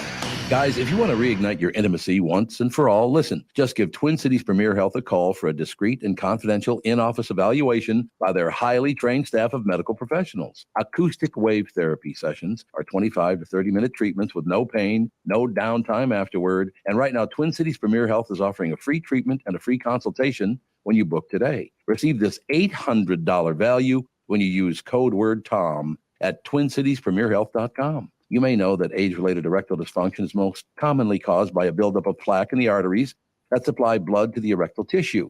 Acoustic wave therapy can rescue your relationship and has been clinically proven to break up plaque. Definitely take advantage of this limited time special offer. Receive a free treatment and a free consultation when you book today. This is a savings of $800 when you use code word TOM at TwinCitiesPremierHealth.com. Be sure to use promo code TOM so we get credit for sending you. I wouldn't recommend a service like this unless I knew they could help you. TwinCitiesPremierHealth.com. Hello, I'm Brad Huckle, President and Chief Lending Officer at North American Banking Company. And I'm Michael Bilski, CEO at North American Banking Company. As a locally owned and operated community bank, we work with many multi-generational businesses. Take Personal Care Dentistry of Roseville, for example. Dr. Walter Hunt, also known as Painless to me, has been a longtime customer of the bank since we opened the bank in 1998. When his son Kyle was ready to join the practice, they wanted to expand quickly. With their additional space and equipment, they now are able to see more patients each day while providing the same level of care and service. Okay, guys, I'll take it from here. If you run a family business or any kind of business for that matter, you should be banking with Brad and Mike over at North American Banking Company. Every time I deal with them or their team, I know I'm working with experienced professional bankers. So why not bank with my banker? North American Banking Company, a better banking experience, member FDIC, equal housing lender. This is Bob Sansevier, and I want to tell you about Dave Bialki from Bialki Law. Dave represented my wife, Mary, when she had a significant workplace injury. She was very happy with the job Dave did. If you have a work-related injury and have Dave represent you, I'm betting you'll be happy too. Dave is a down-to-earth guy. He grew up in northern Minnesota, rides a Harley, and worked various jobs doing concrete, electrical, plumbing, roofing, and carpentry work. Dave works for people with work-related injuries. If you work construction, or anywhere for that matter, and you're hurt or even just hurting, you should talk to Dave. Let's face it, our bodies wear out. If your body is worn out from work, if your knees or back or shoulders hurt from things you do at work, do what Mary did. Call Dave and talk to him about it at Bialki Law to set up a free initial consultation. The number to call is 763-571-2410. That's 763-571-2410. Or visit bialkilaw.com. That's BIALKE law.com. I'm so happy to welcome back our longtime friend, Sabre Plumbing, Heating, and Air Conditioning, to the show. I've known Steve, the owner, for many years, and I completely trust Sabre to keep my house comfortable. Why? Sabre does everything the right way, and they always put the customer first. I love the team at Sabre because their service experts are experienced NATE certified technicians, not salespeople. Their pricing is completely upfront, and they fix only what needs to be fixed, nothing more. Sabre is dedicated to giving customers what they need, when they need it, at the fair price, keeping your family safe and comfortable without breaking the bank. Give Sabre Heating and Air Conditioning a try. I know they'll take care of you just like they've taken care of me and my family. Whether you need a new Bryant furnace or air conditioner replaced, or just simply need a service call to get you going again, go to saberheating.com. That's SABRE heating.com. Sabre and Bryant, whatever it takes. We'll take care of it. Kristen, I'm sorry you couldn't be here for the entire half hour where they depressed the shit out of me. I'm depressed. I heard as some hell of now. it. Oh my God, it was depressing. I mean, you can't come out of that story without being depressed as hell. I don't care if you take a side, you can't. I haven't taken a side in it, but my God, that was depressing. Thanks a lot for that. Do we have Tim to thank for that? Can we blame him? Yes, we do. 1000%. Yeah, a movie that's like not new. He decided to review. So, yeah. Merry Christmas and Happy Hanukkah to all. Yeah. Yeah, I really wish that human beings would not do the things they do. I really just wish it would stop, but it never will. So let's just move on with what's happening in Hollywood, Kristen Burt. Happening in Hollywood. You know what? I think that this news just kind of came out. I know that they've been working on it, but the Senate has finally introduced a bill which is intended to reform the live event ticketing system. It's called Fans First. And thank goodness, because it's really been a problem between Bruce Springsteen, Taylor Swift, Beyonce. We've seen this, but it's going to require more ticket sales transparency, allowing like ticket sellers and resellers will have to disclose a lot of information, like the cost of the ticket, all of the fees, a breakdown of that cost, and very clear terms of the purchase, where they're sitting, and whether they're getting it. And I think this one's super important, whether you're getting it from the actual like Ticketmaster itself, or whether you're getting it as a secondary reseller, because a lot of people thought, oh, I'm getting this from Ticketmaster. And then they show up to the venue and they're like, wait a minute, this isn't even a real ticket, but they, were impersonating Ticketmaster. I saw that a lot happening over the Taylor Swift situation this summer. Really? Yep. Can they get rid of the fees in general or put a cap on the amount? Because when I buy a $5 ticket to the Twins, I shouldn't have to pay $20 per ticket in fees to get into the game. Are we going to address that at all? No, because there's a lot of taxes and things like that go into it. I mean, take a look. This morning, I actually DoorDashed my breakfast, and there was like 4 lines, like before I even got to the tip, and I was like, oh my gosh, like my, I ordered half a dozen bagels, but my half a dozen bagels went from like, $12 to like $30 in like 5 seconds. And that's what happens to Broadway tickets, concert tickets, our airplane tickets. There are so many fees built in, and even the hotels now, because now they're like, oh, there's a resort fee. I'm like, build that damn thing into the actual price of the hotel. I don't want to go to the hotel expecting my room's $150, and then they're like, oh, by the way, there's a $60 resort fee. I'm not using the resort. I'm using the bed.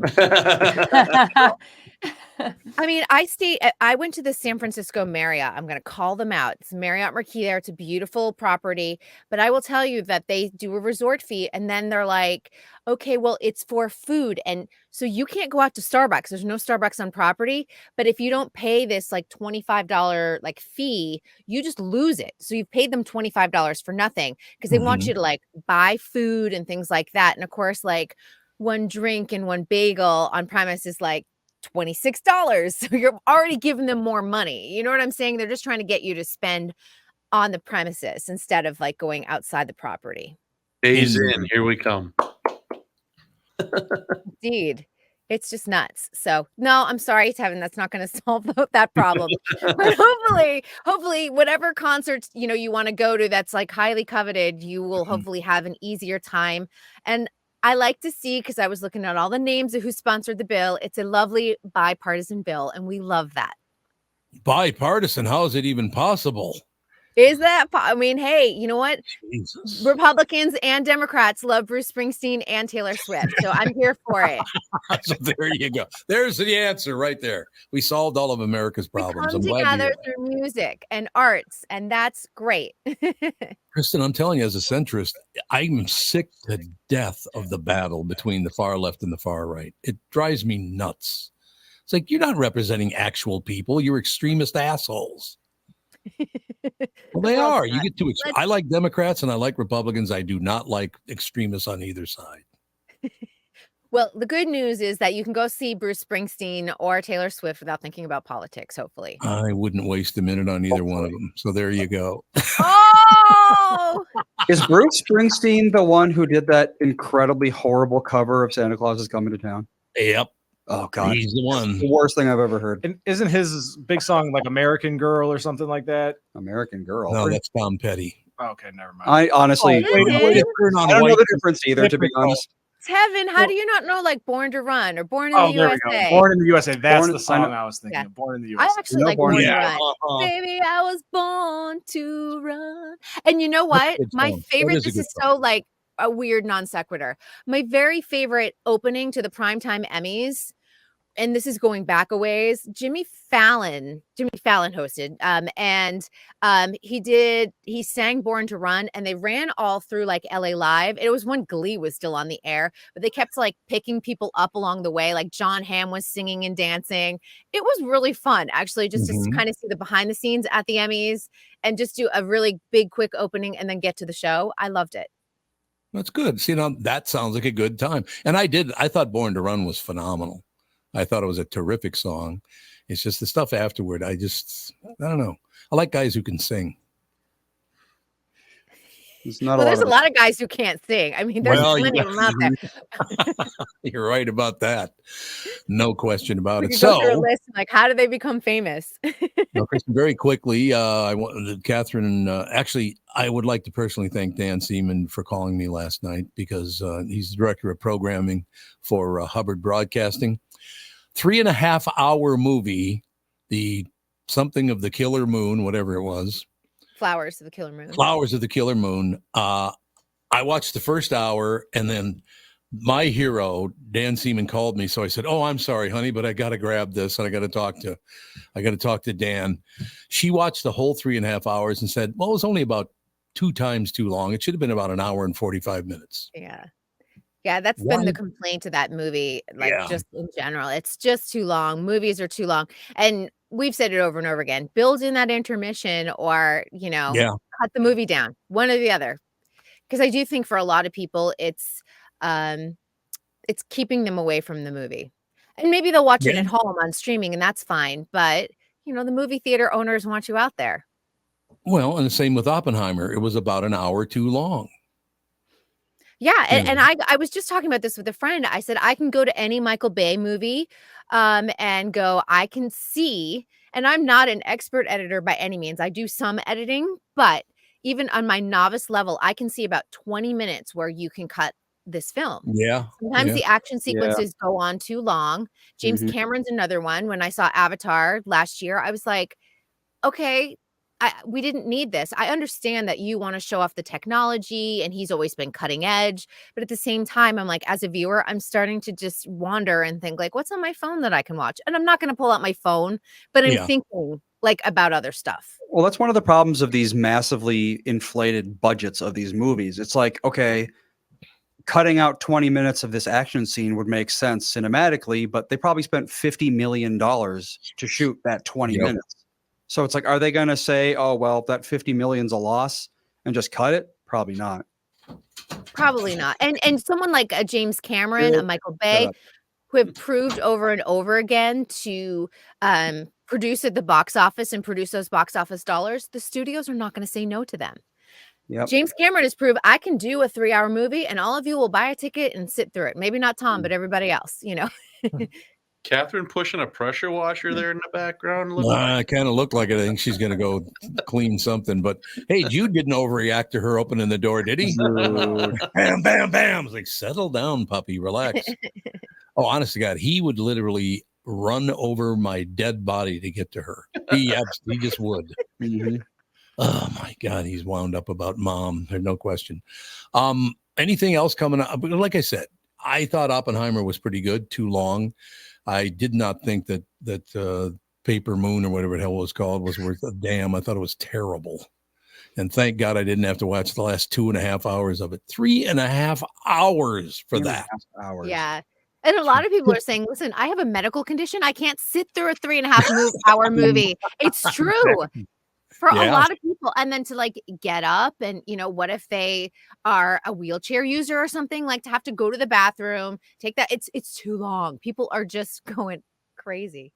You know what's amazing about that is the reason this happened is because they're all trying to beat out Godfather and Godfather 2. There you go. 100%. That's exactly what they're trying. If they can be that long, so can I. No, your story's nowhere near as interesting. But do you notice it is male directors that are pushing these 3 Absolutely.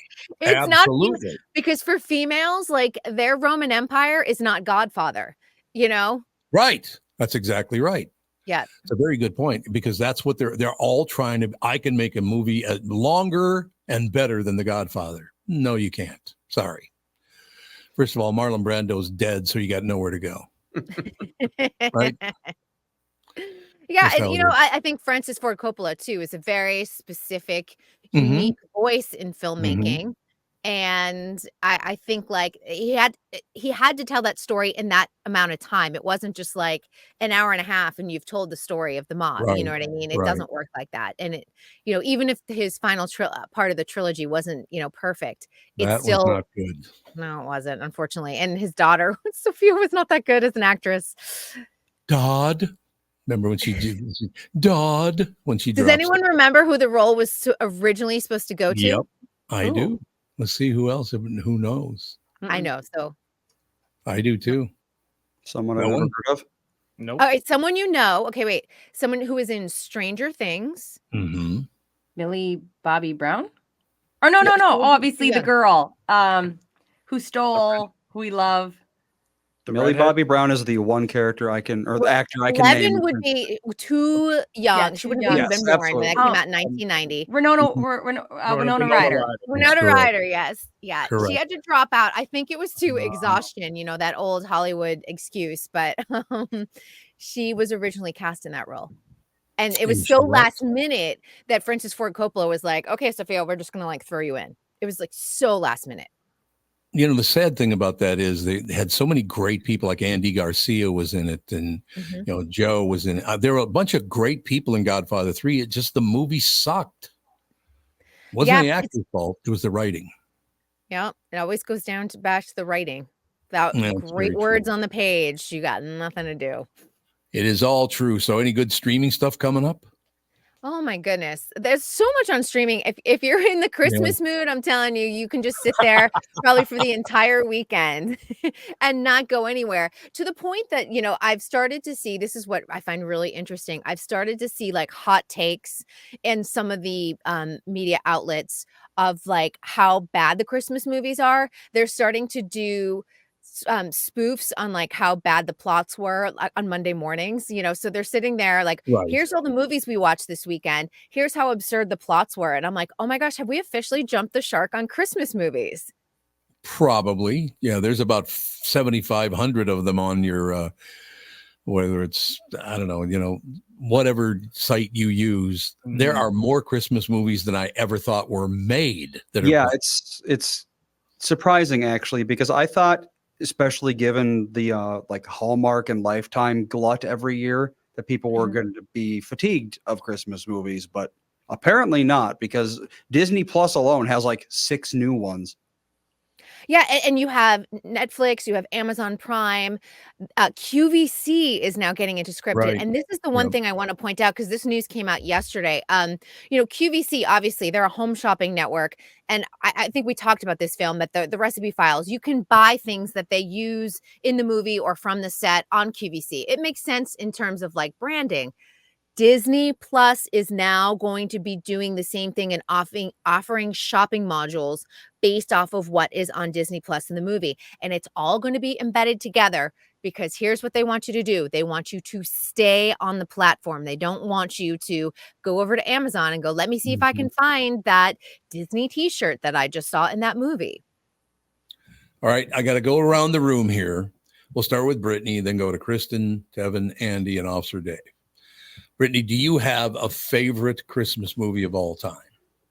God, it would probably be, it's a toss-up between two, but if I have to pick one, Home Alone. Very good movie. Kristen. Miracle on 34th Street with Natalie Wood. Oh, very good. Tevin? Yeah, I'd probably be with Brittany. I'd go Home Alone or Home Alone 2. Yeah, millennials are all going to say Home Alone. Probably. I'm just going to spoil that for you. Andy, you're saying Home Alone too? I probably, yeah. Okay. Officer Dave? It's a Wonderful Life. Great movie. So yeah, they're all really, really good movies. Mine all time was A Christmas Carol with George C. Scott. Oh, he was phenomenal in that. That was, yes, he was. He was. I also like tremendous. White Christmas. Oh yeah, absolutely. I'm dreaming. I had never seen it until about 4 years ago. It's a classic. It is indeed. So Real classic. I'm gonna Are we change getting- mine. You gonna change yours? I'm gonna change mine. Okay. Was it Friday After Next? That's my favorite Christmas movie. Yeah, Are you going to Die Hard and get me angry? Beautiful. Friday After Next, beautiful movie. Really. Yes, it takes place during Christmas, so we're gonna count that as a Christmas. I swear to God, I thought you were gonna come back with Black Christmas. Did you ever see that? No, but after you said White Christmas, that was my instinct. I knew it. I didn't say White Christmas. I said No, I think Versus the number one Christmas movie in the Black community would probably be the Chris Brown This Christmas, I believe it's called. That's like, Christmas. yeah. I love Elf also. Yeah, Alfred, you know what? That's the best job I never liked him at all, but he nailed that role in Elf. He was phenomenal. So charming. And James Caan as like the grumpy Yes. father of Elf is so fantastic. It's like the perfect juxtaposition between the two characters. No question about it. And you can never go. Oh, sorry. Go ahead, Tom. No big deal. Oh no, I was just saying you can never go wrong with like the animated like Polar Express or that Frosty the Snowman or the Island of Rudolph's. Misfit Toys, Rudolph, Rudolph yeah. type of thing. Oh, what's the Heat Miser and the Snow Miser? Year Without a Santa Claus. Year Without Santa Claus. Yep. Yeah. Mhm. So good. You know what's I used great to about this? You guys are snapping me out of the George Floyd thing. Now we're talking about Christmas. Now I don't feel like shit anymore. Thank you. You're welcome. I appreciate it. Now I'm gonna have like I'm Mr. Heat Miser. I'm Mr. Sun. I'm Mr. Green Christmas. I'm Mr. 101. You guys go to we're done. We're back to being depressed again. No, I'm just- You guys ever? Sorry for my singing. My husband would say the same thing. I can't remember what I was going to say now. Sorry, Whatever. Tommy. Well, whatever works. It's Um, Officer Dave's fault, whatever it is. Yes, absolutely, it's his fault. No question about it. So, okay, we only got about 5 minutes left. So, other topics we need to cover. Oh, we haven't talked about this, but it's been something that's bugging me. Has anyone been following the Daryl Hall and John Oates feud that's going Yes. on? mhm. But it lends a bigger question because they're fighting actually over their music library, and John Oates wants to sell his half. Daryl Hall doesn't want that to happen because they've already sold off a small portion of it, and they want to have control. Daryl Hall wants to have control of their music. John Oates wants the cash, but we are seeing so many boomer musicians sell off their libraries for 100 million, 350 million, and I almost think, because I think in the direction that the entire entertainment industry is going, I actually think that John Oates is probably right if he wants the cash, because the cash is coming now.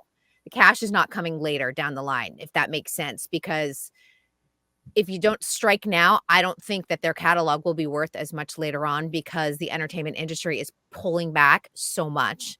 And I almost think like Daryl Hall, take the money and run. Just take it. No, I agree with you 100%. How much? Do you know how much they're asking for it? I don't know, because it's only 50% of Right. their Hall & Oates library. So I don't know what that would fetch on the open market right now. Could it be 100 million? Easily. Easily. So why wouldn't you just go, you get 50, I get 50. Goodbye. See you later. Oh, Right? yeah. I guess if you're saying like, if you want to sell your half, then I get 50%. I don't know. I mean, but now that they have restraining orders against each other, it's like wild. And they never, I mean, if anyone followed, their story and their career, they never really got along to begin with. They weren't like best buds hanging out, at the hotel after a concert or anything else like that. But their music is so good and they're so good together. I just hate seeing that in their later years that they can't stand each other, which is the same thing as like Steven Tyler and Joe Perry. They hate each other's guts. Yep. But the magic that they create with Aerosmith is like unbelievable. Oh, I'm huge fans of both of them. That's a very difficult situation to be in, because I think they're both magnificent. Except for I the went- toes on Steve Perry. Sorry. Toes. Google it, Steve. I'm not going to look at. I'm not a toe person. I Steven cannot. Google that. You're gonna be get the wastebasket because Here's my impression of his toes right there. Oh That's my Steve. gosh. I don't want anyone to touch my toes. I mean, I can do a pedicure, but that's it. Like, What is going on? don't do it. That is wild. Oh, you're looking at his tootsies? Yeah, but he painted his nails, so they do look nice. But Yeah, he does. Yeah. They run east and west. When he paints his nails, he's got to have like 4 different angled brushes to get all the nails. I wonder if it's from wearing those platforms all those years, like on stage and dancing. Yeah. 'Cause I just know from like wearing point shoes as a dancer, your toes start to go in crazy directions. So I have a question for you. Why would you wear sandals if you're crossing your toes? Gotta let him breathe. you know what? Yeah. It's probably because closed-toed shoes probably hurt. Yeah. Oh, maybe. Yeah. Tom, for the longest time, I sold shoes, and I used to sell things like Birkenstocks and really comfortable shoes. Flight attendants have the older flight attendants that were forced to wear heels and be on their feet constantly have the craziest feet I've ever seen. Oh, well. Dancers, All right, sister. flight attendants, and rock stars. There you have it. We only have 10 shows before Christmas left. Do you believe it? Oh my gosh. 10 shows We're gonna have to still. start doing like the best of like our 10 favorite TV shows of the year or like in movies. Whatever you want to do, I'll follow your lead. Excellent. Thank Have a good you. weekend, Thank you guys. You too. Thanks, Kristen. Bye. Kristen Burt, ladies and gentlemen, we'll take a break. Be right back in a couple minutes. Wrap things up. This is the Tom Barnard Show. Listen live on the Tom Barnard Show app or at tombernardshow.com. You need to know a guy for your auto repairs, legal issues, banking, and more. The same goes for investment advice. You need a guy to help you be successful, someone you can trust who gets results. Well, I got a guy for you, Josh Arnold. Josh gives you straight talk, not sugar-coated advice about your financial situation. Josh has seen it all when it comes to economic and market conditions, and Josh can make sure that your retirement objectives match your investments. Do yourself a favor and call Josh now for a no-obligation, 48-minute evaluation. You've got nothing to lose, and you'll get a different point of view for your investments. Call Josh at 952-925-5608. That is 952-925-5608. You'll be glad that you did. And tell him his guy, Tom, sent you. Investment services offered by Josh Arnold Investment Consultant, LLC, a security investment advisor. Past performance is no guarantee of future results. All investments involve risk. All comments and opinions are Josh Arnold's and do not constitute investment advice. Tom Barnard is a paid endorser. Tom here, and I want to discuss a partnership that has been wonderful in my life, Zero Res Carpet Care. Very good friends of mine. Nothing is better to someone with a family than having a completely clean home. Your carpet is the biggest filter in your house. If you want to talk about pet dander or foot traffic, dirt from the outside, they all eventually reside in your carpet. So, Zero Res Carpet Care. Listen, around the holidays, you need to contact ZeroResMinnesota.com or call 952-ZEROREZ. That's 952-ZERO-RES. They clean your home with their electrolyzed pH-elevated water that doesn't use chemicals or soaps that smell like a janitor's closet like other cleaning services. How about a Tom Barnard deal? Well, here it is. Get 3 rooms, zero resified, starting at $129, and don't forget your air ducts. Mention me, and they'll discount your air vents by $75 too. This is for the entire month, so call them right now, 952-0-RES, backward or forwarded, spells the same, or book online, ZeroResMinnesota.com. If it's available, ask for them to come to your place in the Tom Barnard named service truck. What an honor that was, by the way. Just mention me by name and get the special deal to get your home clean and your heart happy. Zero Res Carpet. Is that text you're sending so important that you missed your turn? Is that text you're sending so important that you ran the red light? Is that text you're sending so important you didn't see the ball coming onto the road or the child that followed? Hi, I'm Mike Bryant from Bradshaw & Bryant. When you take your eyes off the road for even 4 seconds, your vehicle travels 100 yards. That's the entire length of a football field. If you absolutely have to text, you need to pull off the road somewhere safe and do it from there. Texting and driving is against the law and can cause serious injury or even death to you and others. Now that is important. We hope you're never injured in a collision, but if you are, please contact us. Find Bradshaw & Bryant, personal injury attorneys at minnesotapersonalinjury.com. Go with Mike Bryant on your side, seeking justice for the injured. Bradshaw and Bryant. The new Tom Barnard Show is proud to have partners like Bradshaw and Bryant, MyPillow, and North American Banking Company founder, chairman, and president, Mike Bilski. I've advertised on Tom's show for years, and the reason is simple. My business is recognized because of the ads, and that recognition has created growth. What business doesn't want to grow? I highly recommend the Tom Barnard Morning Show for your advertising. Grow results for your business by partnering with the Tom Barnard Show. Visit TomBarnardShow.com, keyword partner. There you have it, ladies and gentlemen. Google is catching heat for how it answers a common question parents get asked this time of the year. It's about a famous man and how genuine he is. We know we have to be careful, so we're using a pseudonym. The person we're talking about is Gary Busey. But you understand the reference to Gary Busey and who they're really talking about, which we don't want to say who they're really talking about. Is he real or not? Got it. Yep. Why Gary Busey? Why not like Tim Allen? Yeah, it could be Tim Allen. Was like connected to the, I don't know. Ixnay, don't say the name. If you Google, is Gary Busey real? Again, the first thing Google tell you is he's not. That's despite the fact that they've been welcoming Gary into our homes for decades, and he's beloved. You may even run into him at the mall this month. Some parents want Google to change the answer. It spits out at the top of the page when you ask about Gary. They just don't think it should be the first thing you see. By the way, a solid number of us have no problem admitting Gary is a genuine individual. In a recent poll, 21% of American adults said they believe in Gary Busey.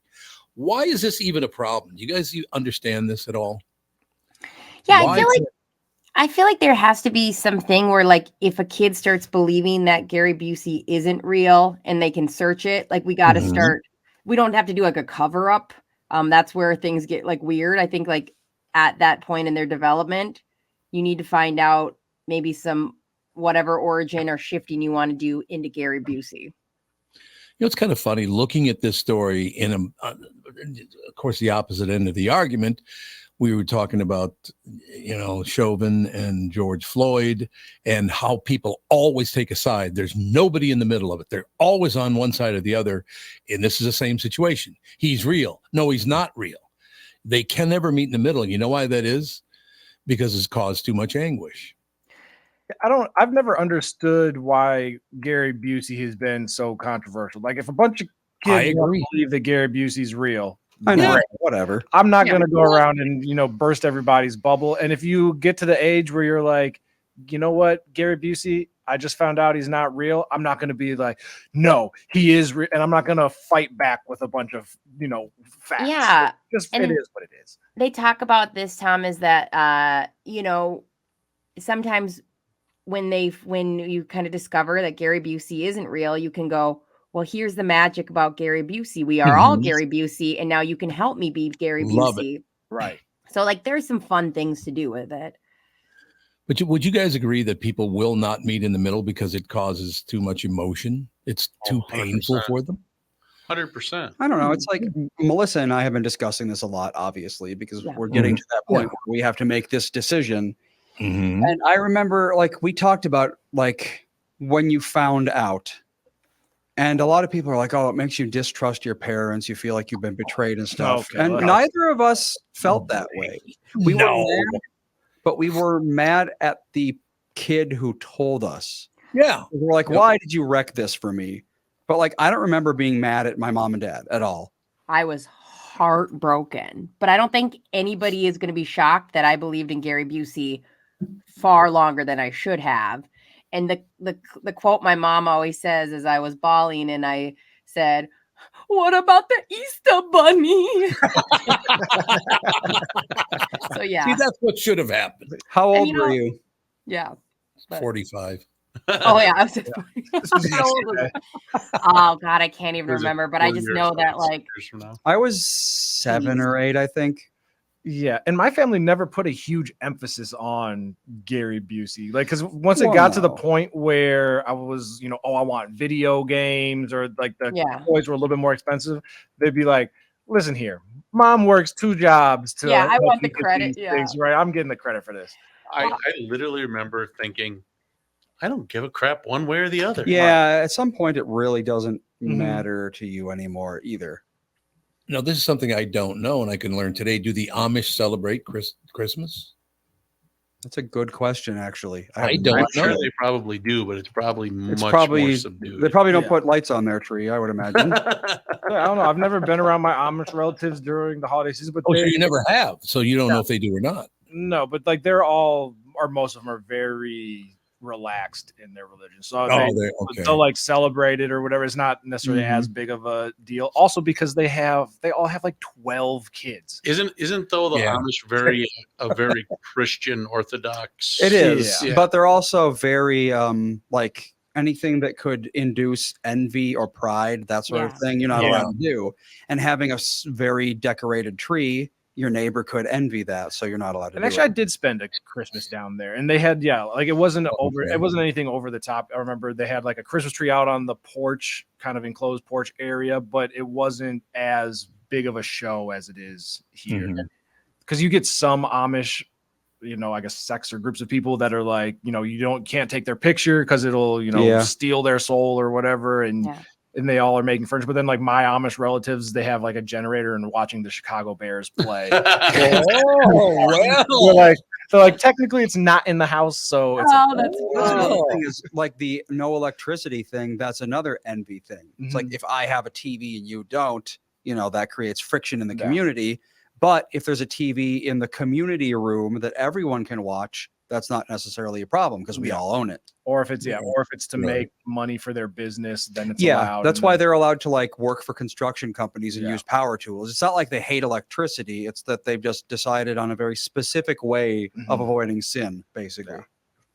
We will close with my thank you to Brittany for bringing that up, what you said to your mother, because one of my favorite commercials, and it'll be back on this year, and I think I don't remember what it's even for, but the little kid goes, "Thanks, East Bunny, bok, bok." Bok, bok. That's so bad, Tom. My mom Love to it. this day, because she blames Sesame Street. I had this Boston accent, and I would always go, "I want whoopia."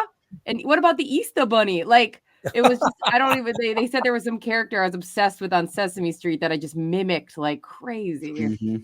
No, nothing wrong with that. All right, we will talk to you guys on Monday. Love it. Take a break. Be back in 5 minutes with the Family Show.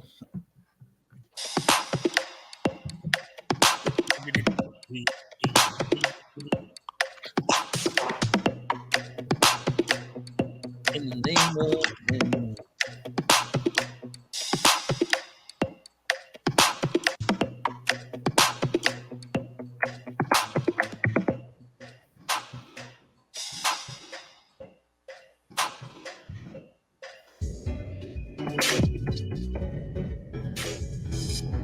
Before you head back to one of the big box stores for your hunting and shooting needs this season, do yourself a favor and visit My Choice, K&L Surplus and Ammo in Lino Lakes. Not only does K&L have one of the widest selections of firearms and ammo in the Twin Cities, they also do business the right way. They want to make sure that you have the right firearm and the right ammo for your needs. Jim, the owner, has over 25 years of experience in the business and will help you find what you need at a fair price. Speaking of prices, a lot of stores are using inflation and supply shortages as an excuse to raise prices on ammunition. Not K&L. Jim's doing everything to hold the line on pricing so you can spend more time on the range. Find out for yourself why K&L Surplus and Ammo has been the choice of gun owners for over 25 years.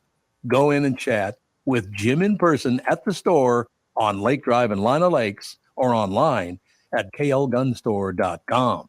klgunstore.com. This is Bob Sansevier, and I want to tell you about Dave Bialki from Bialki Law. Dave represented my wife, Mary, when she had a significant workplace injury. She was very happy with the job Dave did. If you have a work-related injury and have Dave represent you, I'm betting you'll be happy too. Dave is a down-to-earth guy. He grew up in northern Minnesota, rides a Harley, and worked various jobs doing concrete, electrical, plumbing, roofing, and carpentry work. Dave works for people with work-related injuries. If you work construction, or anywhere for that matter, and you're hurt or even just hurting, you should talk to Dave. Let's face it, our bodies wear out. If your body is worn out from work, or shoulders hurt from things you do at work, do what Mary did. Call Dave and talk to him about it at Bialki Law to set up a free initial consultation. The number to call is 763-571-2410. That's 763-571-2410. Or visit bialkilaw.com. That's BIALKE law.com. Recently, Jim Paul of Valley Buick GMC was contacted by a company that does on-site sales. Jim was confused. Wait, they don't know anything about us, our staff, our reputation, most importantly, our customers. Hey, pal, no problem. We do them all over the country. You know, get the manager off the roof sale, inflatable gorilla sale, and our favorite, the 13-hour sale with a giant clock that goes to 13. Urgency, baby. We bring our crew because, well, your people are, let's just say, a little laid back. And the pricing? Nothing special, sport. But Jim thought, we price competitively every day. Our prices are special. We definitely don't need these guys. But sale does convey some urgency, so we made a bold decision for his fine dealerships. Announcing the Valley Buick GMC 365-day sale. And we can even extend it a couple of years or so. I got the air dancer guy, scratch offs, plastic keys, bubble machine. Valley Buick GMC in Apple Valley or Hastings, or valleycardealers.com. Hurry. I'm so happy to welcome back our longtime friend, Sabre Plumbing, Heating, and Air Conditioning, to the show. I've known Steve, the owner, for many years, and I completely trust Sabre to keep my house comfortable. Why? Sabre does everything the right way, and they always put the customer first. I love the team at Sabre because their service experts are experienced NATE certified technicians, not salespeople. Their pricing is completely upfront, and they fix only what needs to be fixed, nothing more. Sabre is dedicated to giving customers what they need, when they need it, at the fair price, keeping your family safe and comfortable without breaking the bank. Give Sabre Heating and Air Conditioning a try. I know they'll take care of you just like they've taken care of me and my family. Whether you need a new Bryant furnace or air conditioner replaced, or just simply need a service call to get you going again, go to saberheating.com. That's SABRE heating.com. Sabre and Bryant, whatever it takes.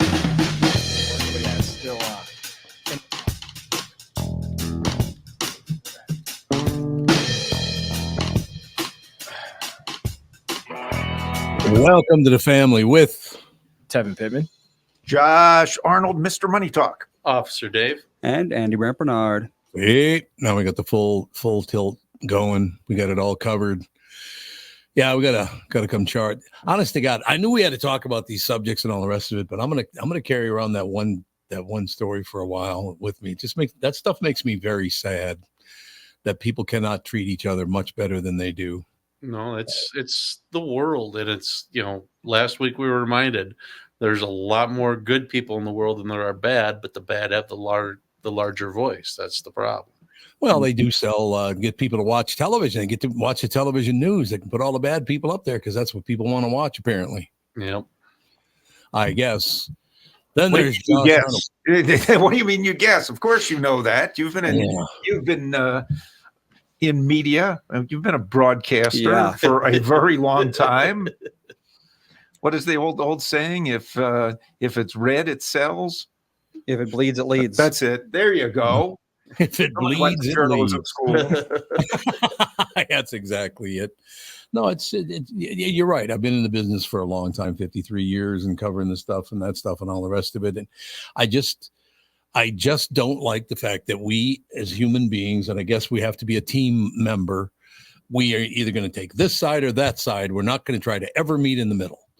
And I suppose I'm on this. Matters of context. You don't understand the context. Yeah. Now I'm being very facetious after listening to 3 university presidents in a congressional hearing talk about context. Yeah. It's the context. Gee, I wonder what you're talking about, Josh.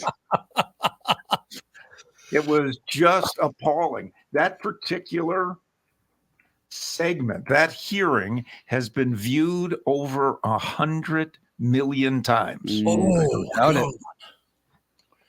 This fight finally be the thing that strips the Ivy League of its prestige. Wouldn't that be?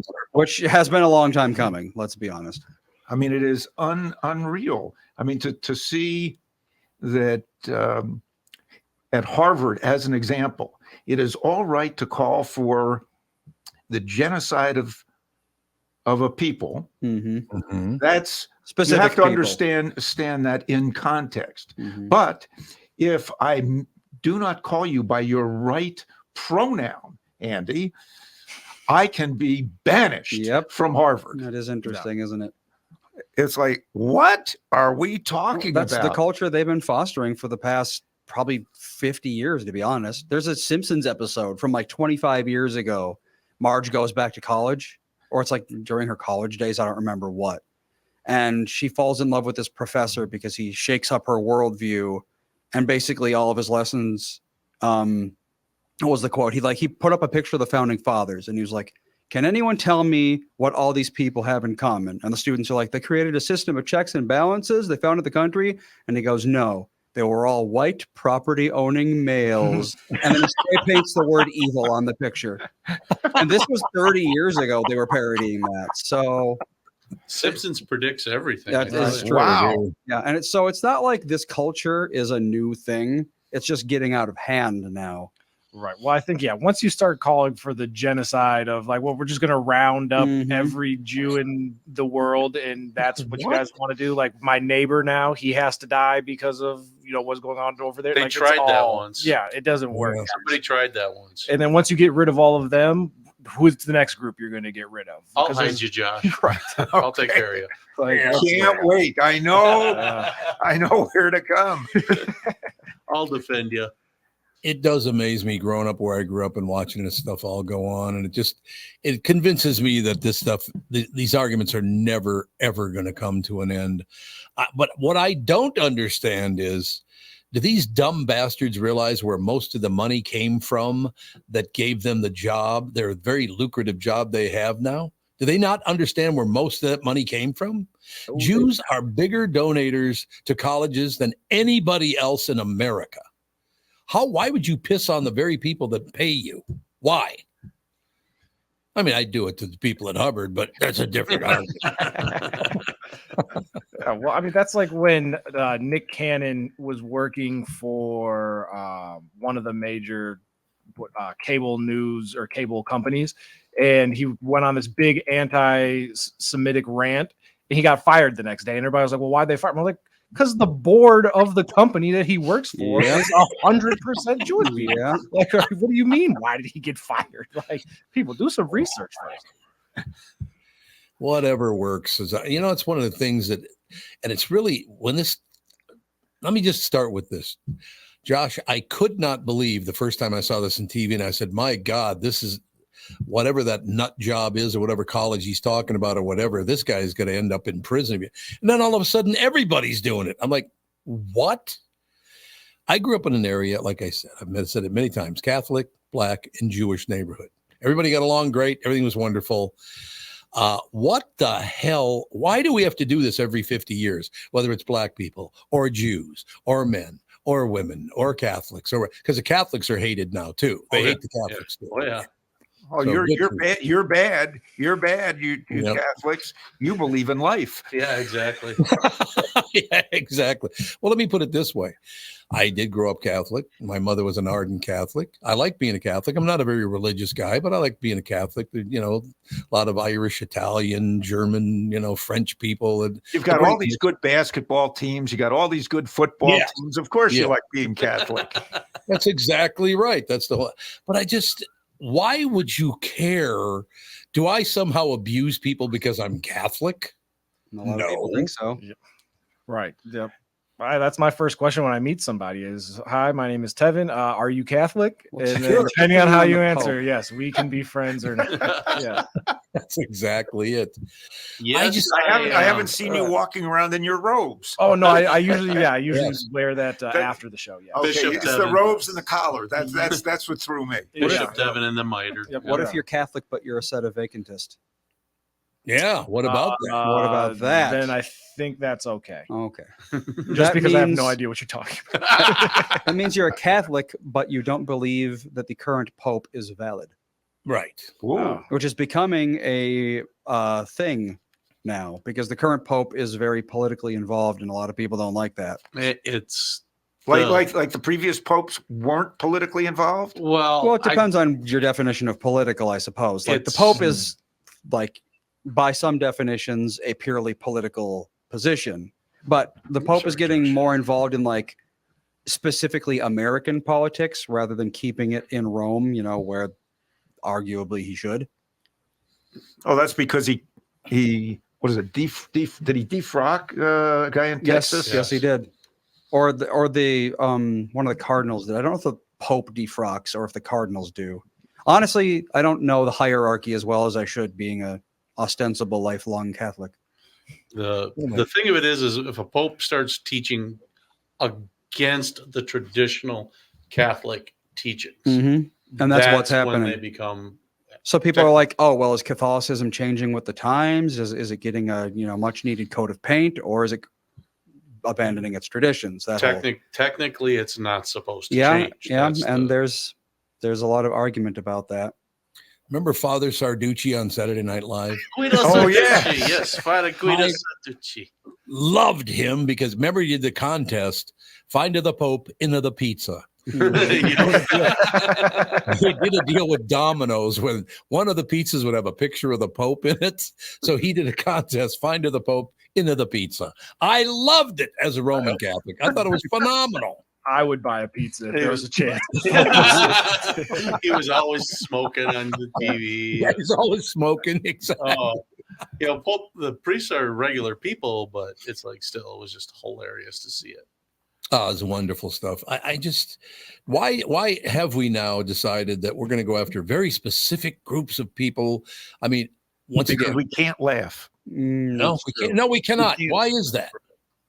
Everything is so serious. Whoever, I'll say, whoever is in charge, or groups of people just said, "Oh, you can't laugh. You can't make those jokes." Mm-hmm. And I just remember a comedian, Sam Kinison. And he would, he would go on and on after all kinds of people in the audience or whatever his experience, and he'd say, "Hey, these are jokes. These are just jokes." Just like Don Rickles did. Yep. Don Rickles was tremendous. Oh, he was loved him. And I saw him. I've seen him in person several times. And the audience was set up. One time it was in Las Vegas at the Desert Inn. And Tina Turner was ahead of him. So she was the warm-up act to Don Rickles. Yeah, two very different demographics getting hit. Yeah. So we went in, and I was with my old business partners at the time. We were there for a conference. So it was okay. We want to get some good seats. And of course, you have to take care of the maitre d'. So one of my old business partners was about your height, Dave, and Jewish guy, curly hair, shirt open, silk shirt open down to the navel, a lot of gold chains and gold on his wrists. And he was with his wife, tall, blonde, big hair, a lot of cleavage, high shoes. And I'm kind of trailing behind, short, skinny guy with my wife, who was also very attractive, and with two other couples. We take care of the maitre d'. He leads us down right at the stage. Oh boy. This is very nice. Sitting next to us come in a group of black couples. Come right to the next table over, all Japanese. They sit down. So that's the 3 tables right Down at the front. stage. Yep. I'm thinking this is kind of odd. And I'm looking behind, and all the paisanos are sitting in the booths right behind us. It's going to be very interesting. Well, here comes Tina Turner, and I'm like, oh, I've seen Tina Turner when I was in college. This is great. And my wife is just jabbing me because my tongue is hanging out while I'm watching Tina Turner. Well, she finishes, and I'm like, oh my gosh, is she good? You're sweating like I'm crazy. sweating. Here comes Don Rickles. He's introduced. He comes out. He's got his piano player with him, a black piano player who's a good friend of his, and they start in, and he immediately looks at my partner with the gold chains and everything. Oh God. And the blonde wife, and he goes after the two of them. Then turns one of the black guys at the next table. He's laughing, and Don Rickles goes after him. And then he just goes around each table, and it's like, and my wife is jabbing me. Can he do this? Can he do this? It's Don Rickles. Everybody is loving it. They've paid to get dumped on by Don Rickles. And then he goes, looks out in the audience and sees the Italians. Is Frank here? Is Frank here? Don't tell Frank. And he goes after. And it was just hilarious. Oh, that's phenomenal. For an hour and a half of taking that kind of abuse. Could you even breathe?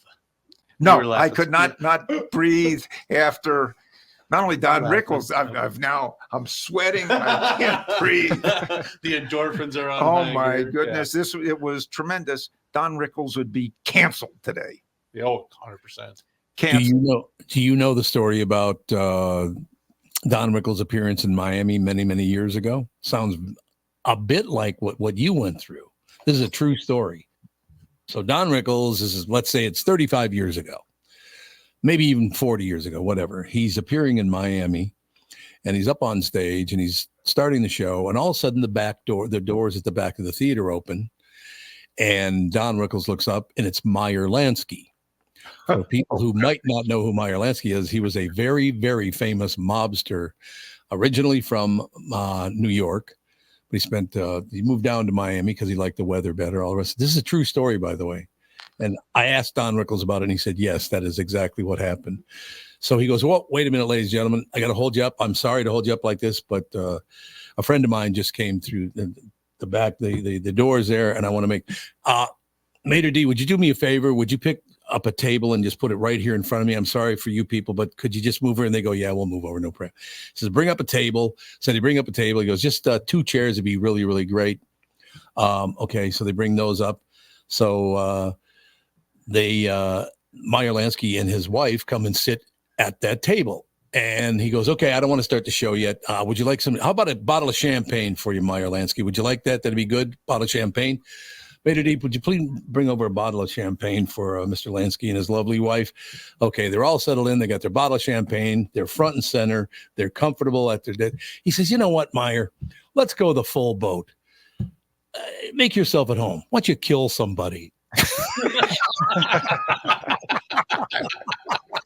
He said that to a mobster 10 feet from him. Don Rickles was the best ever. He tells a mobster to kill someone to make himself at home. And then it's just a nervous laugh over the crowd. Like, is he serious? Oh, yeah, no question about it. But what the hell? Those are the good times, man. Don Rickles would not survive today. There is no way he could do his act today. Right? No, because people get too offended at the first joke to realize that he's now moved on to a completely different demographic of person to make fun of. Like when Dave Chappelle got all the backlash, it was like, he made fun of the one joke that was, 5 minutes out of his hour and a half set where he's making fun of everybody else. So comedians today have a much tougher time. Oh God, I would imagine it's got to be tough to be a comedian now. because everybody's taking a side. Boy, you're either funny or you're not funny at all. There's no middle ground there anymore. Unfortunately, I would love to go sit down and watch some comedy, just laugh for the night, have a nice dinner with Catherine, laugh it up, and then go home. That's a wonderful night for me. I want to laugh. You have to bring Fancy Ray back. Fancy Ray. We got to bring Fancy Ray back, and I miss Fancy Ray. He's such a great guy. I mean, every time I see him in 35 years, he gives me a big hug and goes, Tommy, you got to have me on more often. I said, Fancy Ray, you're always welcome. I love that guy. Oh yeah, his whole set is just about how good looking he. Yeah, the best dressed man, Fancy Ray. I love that guy.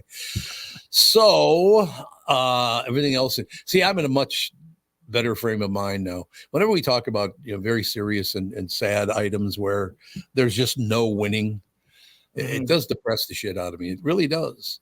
So to come back and talk about Don Rickles makes my day. I love Don Rickles.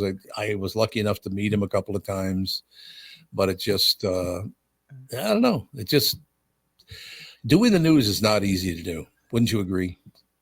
Well, 100%. Yeah. I don't envy anybody that has to. No. Why do you think it is that people can never meet in the middle? That they always have to take one side or the other? There's no middle ground. It's either here or here. That's not true in the least, but that's what we do. I think you get a story that has, so much nuance, and there's, pieces on both sides that can be true, that people will pick, the one fact that they think or know is true on one side. And then that's just kind of what they hang on to and argue. And so that anytime somebody says something on the other side that might be true, well, then they go, well, yeah, but you're still ignoring my piece over here. And nobody is willing to say, no, I can appreciate what you said. And yes, I agree that that's true, but this is also true. So now we have to find a new middle ground. Nobody wants to give an inch. No, that's really too bad. It's really unfortunate because a lot of people do not understand, well, just look at the four of us. Andy's not in the room right now, but look at the four of us. We grew up completely different than the other three, just the four of us in this group. We had a complete different childhood, the early years, the teen years, and all the rest of it. We are not the same. I might have different ideas than you because of what I experienced. You didn't experience that, so you have a different thought. Good. I understand that. You didn't have the same experience I did, so I can understand why you might have a different opinion. Why can't we do that with everyone? Because the four of us in here right now are rational people. Well, there you go. Sure of that? Are you really sure of that? Is that something you want to attach your name to? Are you positive? Wait a minute. I got to tell you, you've probably Dave's probably taken more abuse than anybody else. That's the career path I chose. That's I want an abusive career path. I don't get enough crap for being 6'4", 300 pounds. I want to take more. Yeah, there you go. 6'4"? I thought you were taller. Oh, no. 6'4", 300. It feels taller. He feels taller. I'm just a shrimp here. It's the shoulders. They make it. Yeah, it's the shoulders. There's no question about that. But yeah, I do you think it's ever possible to maybe, did it happen after World War II? Did it happen after Vietnam? Did people come closer together after those skirmishes? And that's a kind of a light word to use for 13 million people were murdered. But, do you think we can? It's just not possible to ever meet in the middle, is it? I think it is definitely possible. I think so. It's going to take something very extreme to get us there. Yeah, definitely not going to happen overnight, but I think we eventually can get there. I hope so. I hope you guys are absolutely right about that because it's just, but something's going to have to be done about the money part of it because money is God right now by far. It's all that matters. So I don't know. I suppose money fixes a lot of issues. It does. I mean, talk more about that, Josh. How do you mean that? Well, you want to fix a road, it's going to cost money. Yep. If you've got a health problem, some of that can be fixed with money. You've got to pay. You got to pay the doctor. You got to pay the hospital. there are bills that come due that can fix the problem. The emotional problems or some of the issues, that we're talking about, when can people meet in the middle, that's not fixable by money. That's a very, very good point. So it is not fixable by money. That takes a change in attitude or change in altitude, and some of that you can say starts in the home. Some of it starts, we'll say, in the playground, and some of it starts in schools.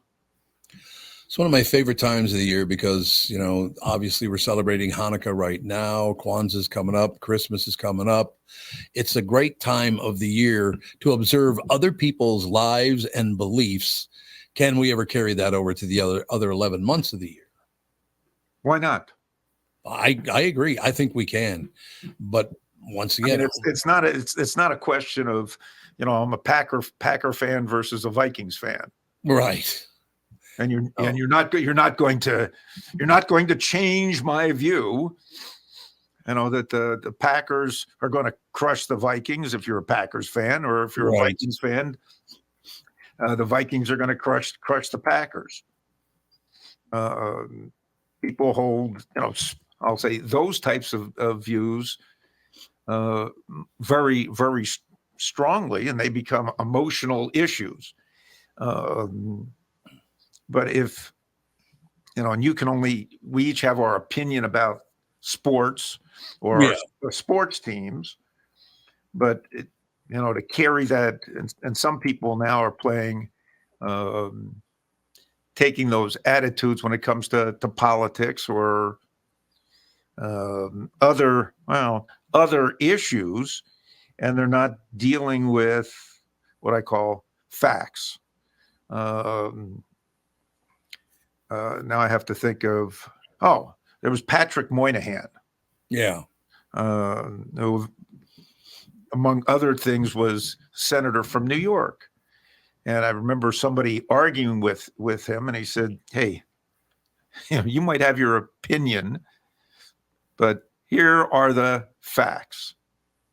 And I think it's not even a question about agreeing on the facts, because these are the facts. And you had today a jobs number that came out. That is a fact. There were 199,000 jobs that were created or added in the month of November. That's a fact. The estimate was only that 190,000 jobs would be created. So that's an opinion.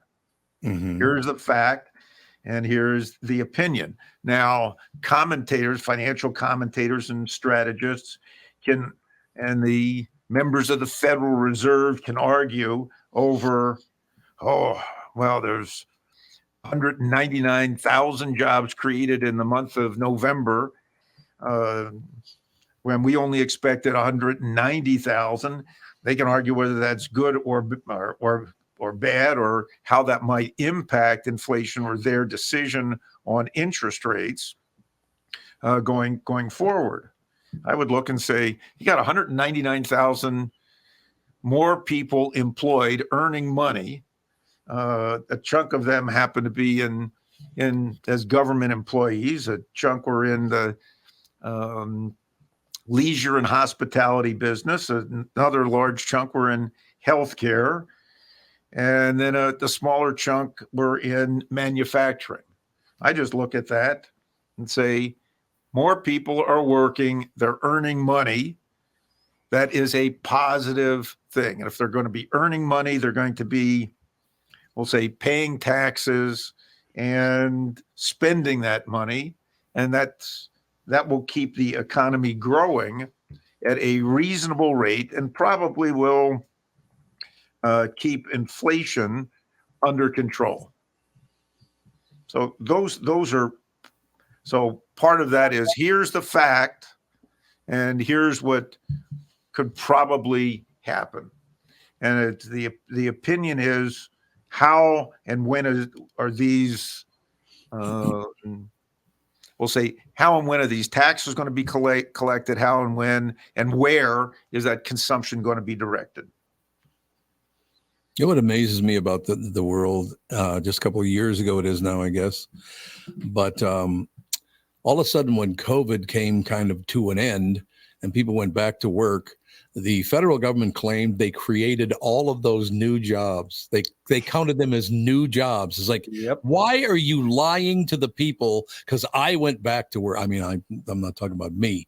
I got my job back because COVID is over, but you claim you created my job and that's why I'm working? It's like, come on. But people believe that. Well, unfortunately, I do not, because I've always I get chastised. What do you mean that COVID was a government mandated shutdown and recession? Which it was. Well, I saw an awful lot of people that were out of work. I passed an awful lot of buildings that were empty. The parking lot at my office building was empty, other than myself and my assistant. Right. There wasn't a vote where we all voluntarily were like, yeah, let's just stay home for 3 months. No, true. I think most people were okay. Well, if they want to go on a shutdown for 2 weeks, fine. We can deal with that for 2 weeks. And then we're back to work. We'll go along with that. Yeah. But once, I'll say in this state, we need to extend it another 2 weeks to flatten the curve.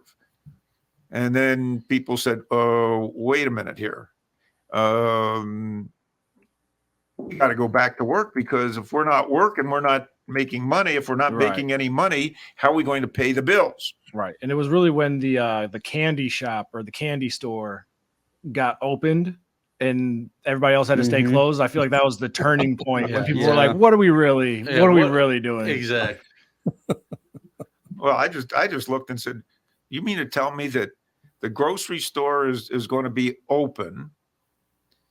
Okay. The big grocery store is going to be open. Walmart can be open, but my local bodega can't be open. Right. On what planet are we in here? Yeah. Or my favorite, because working in the service industry, when we everybody was going back to work, was, well, when you're sitting down, you don't have to wear a mask, but when you stand up, you have to wear a mask. Because apparently COVID, only when you're seated or standing up will it penetrate I like you. when for a very short period they were trying to get people to, so you'd sit down at the table with your mask on. Your food would arrive. You take your mask off to eat a bite, then put your mask on to chew. Oh, God. No one was going to do that ever. Yeah. But for a brief period, they were trying to get that to happen. Yep. I remember that. Government control. We're going to see what we can do, because the next time we come up with some idea, see how people react. Have they ever come to a decision on, was this disease invented? Was it created, I should say, not invented? Have we ever come to an understanding of what really happened? Have no idea, but it did. It did happen. However, it happened. Right. But if somebody created it, that's a problem. Yeah, and in today's world, if somebody did create it in the lab and unleash it, I would not be surprised. There's not really much that would shock me at this point. Well, scientists are always creating new diseases for research purposes or ostensible research purposes.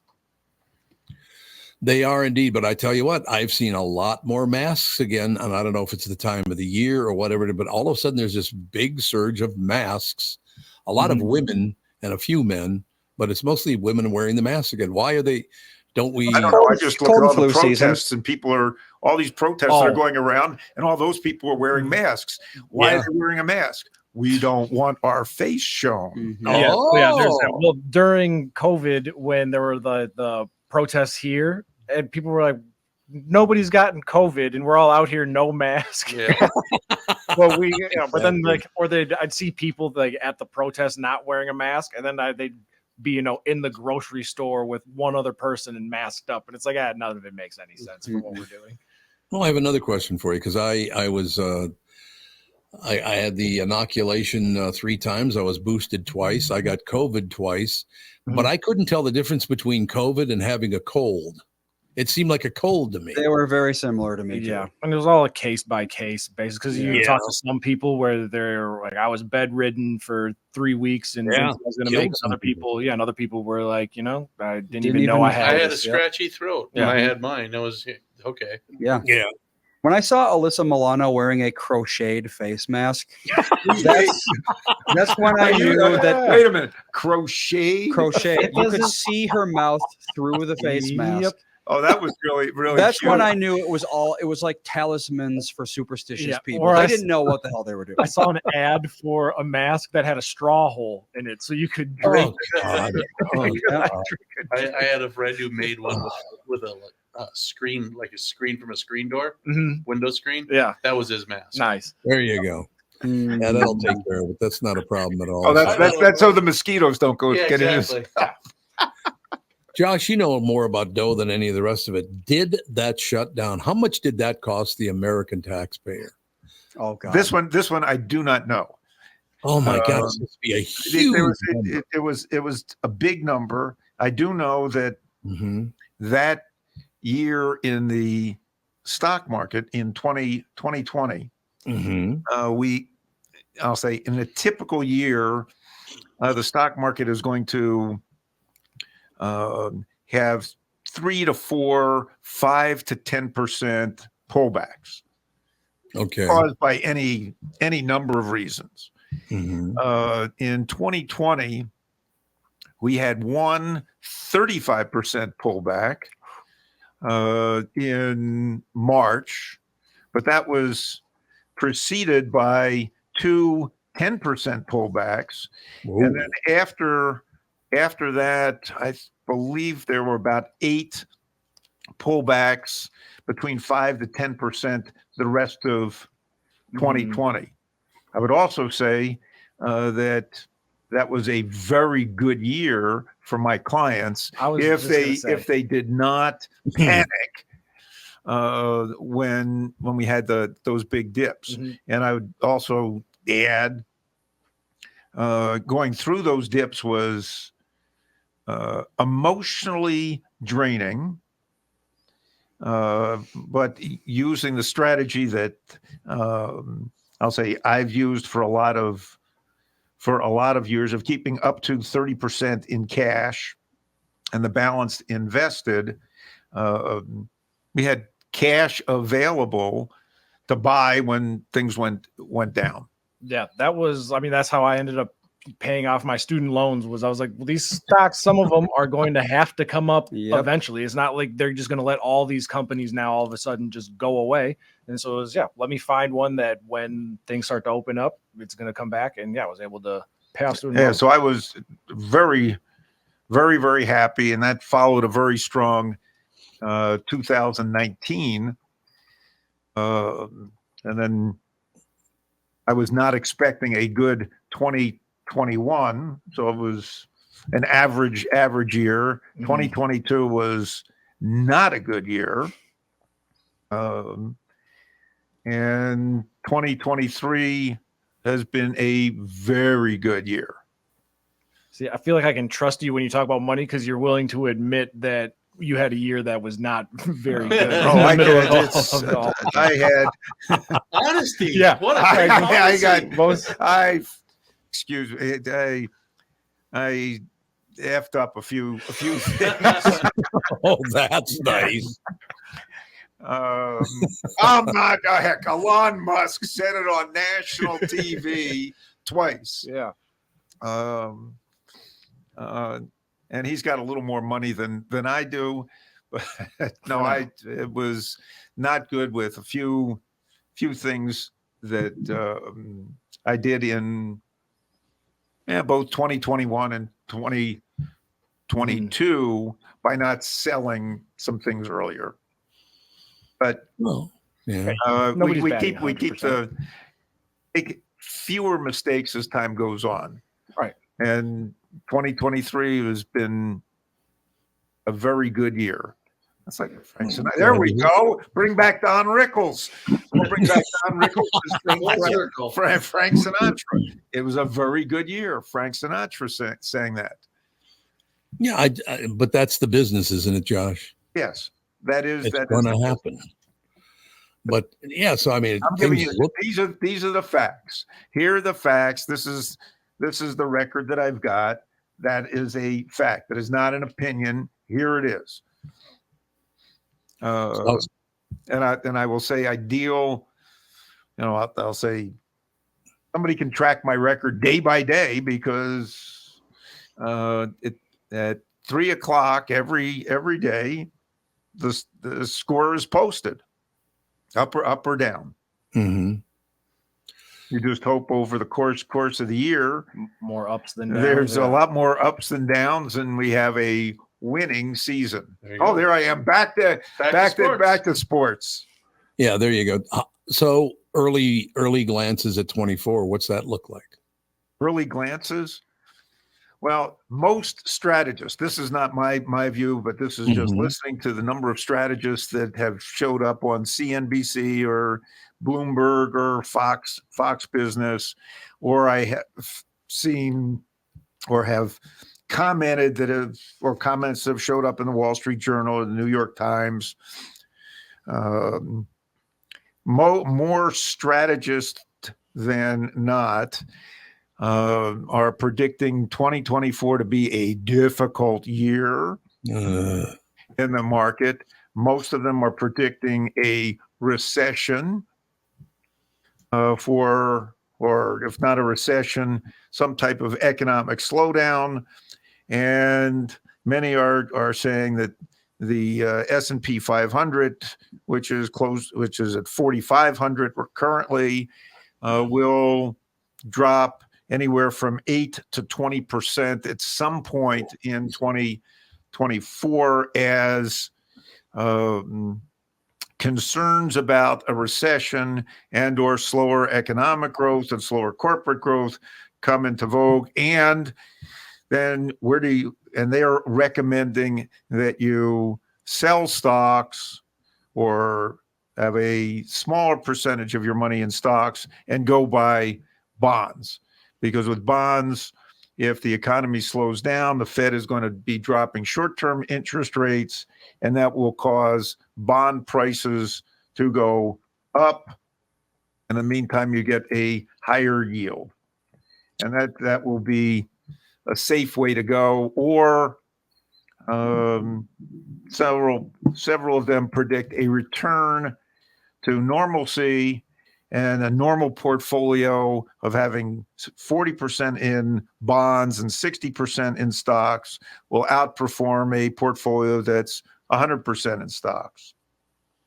Very few strategists that I have seen or read or heard have predicted that the S&P index will continue to advance as much as it did this year.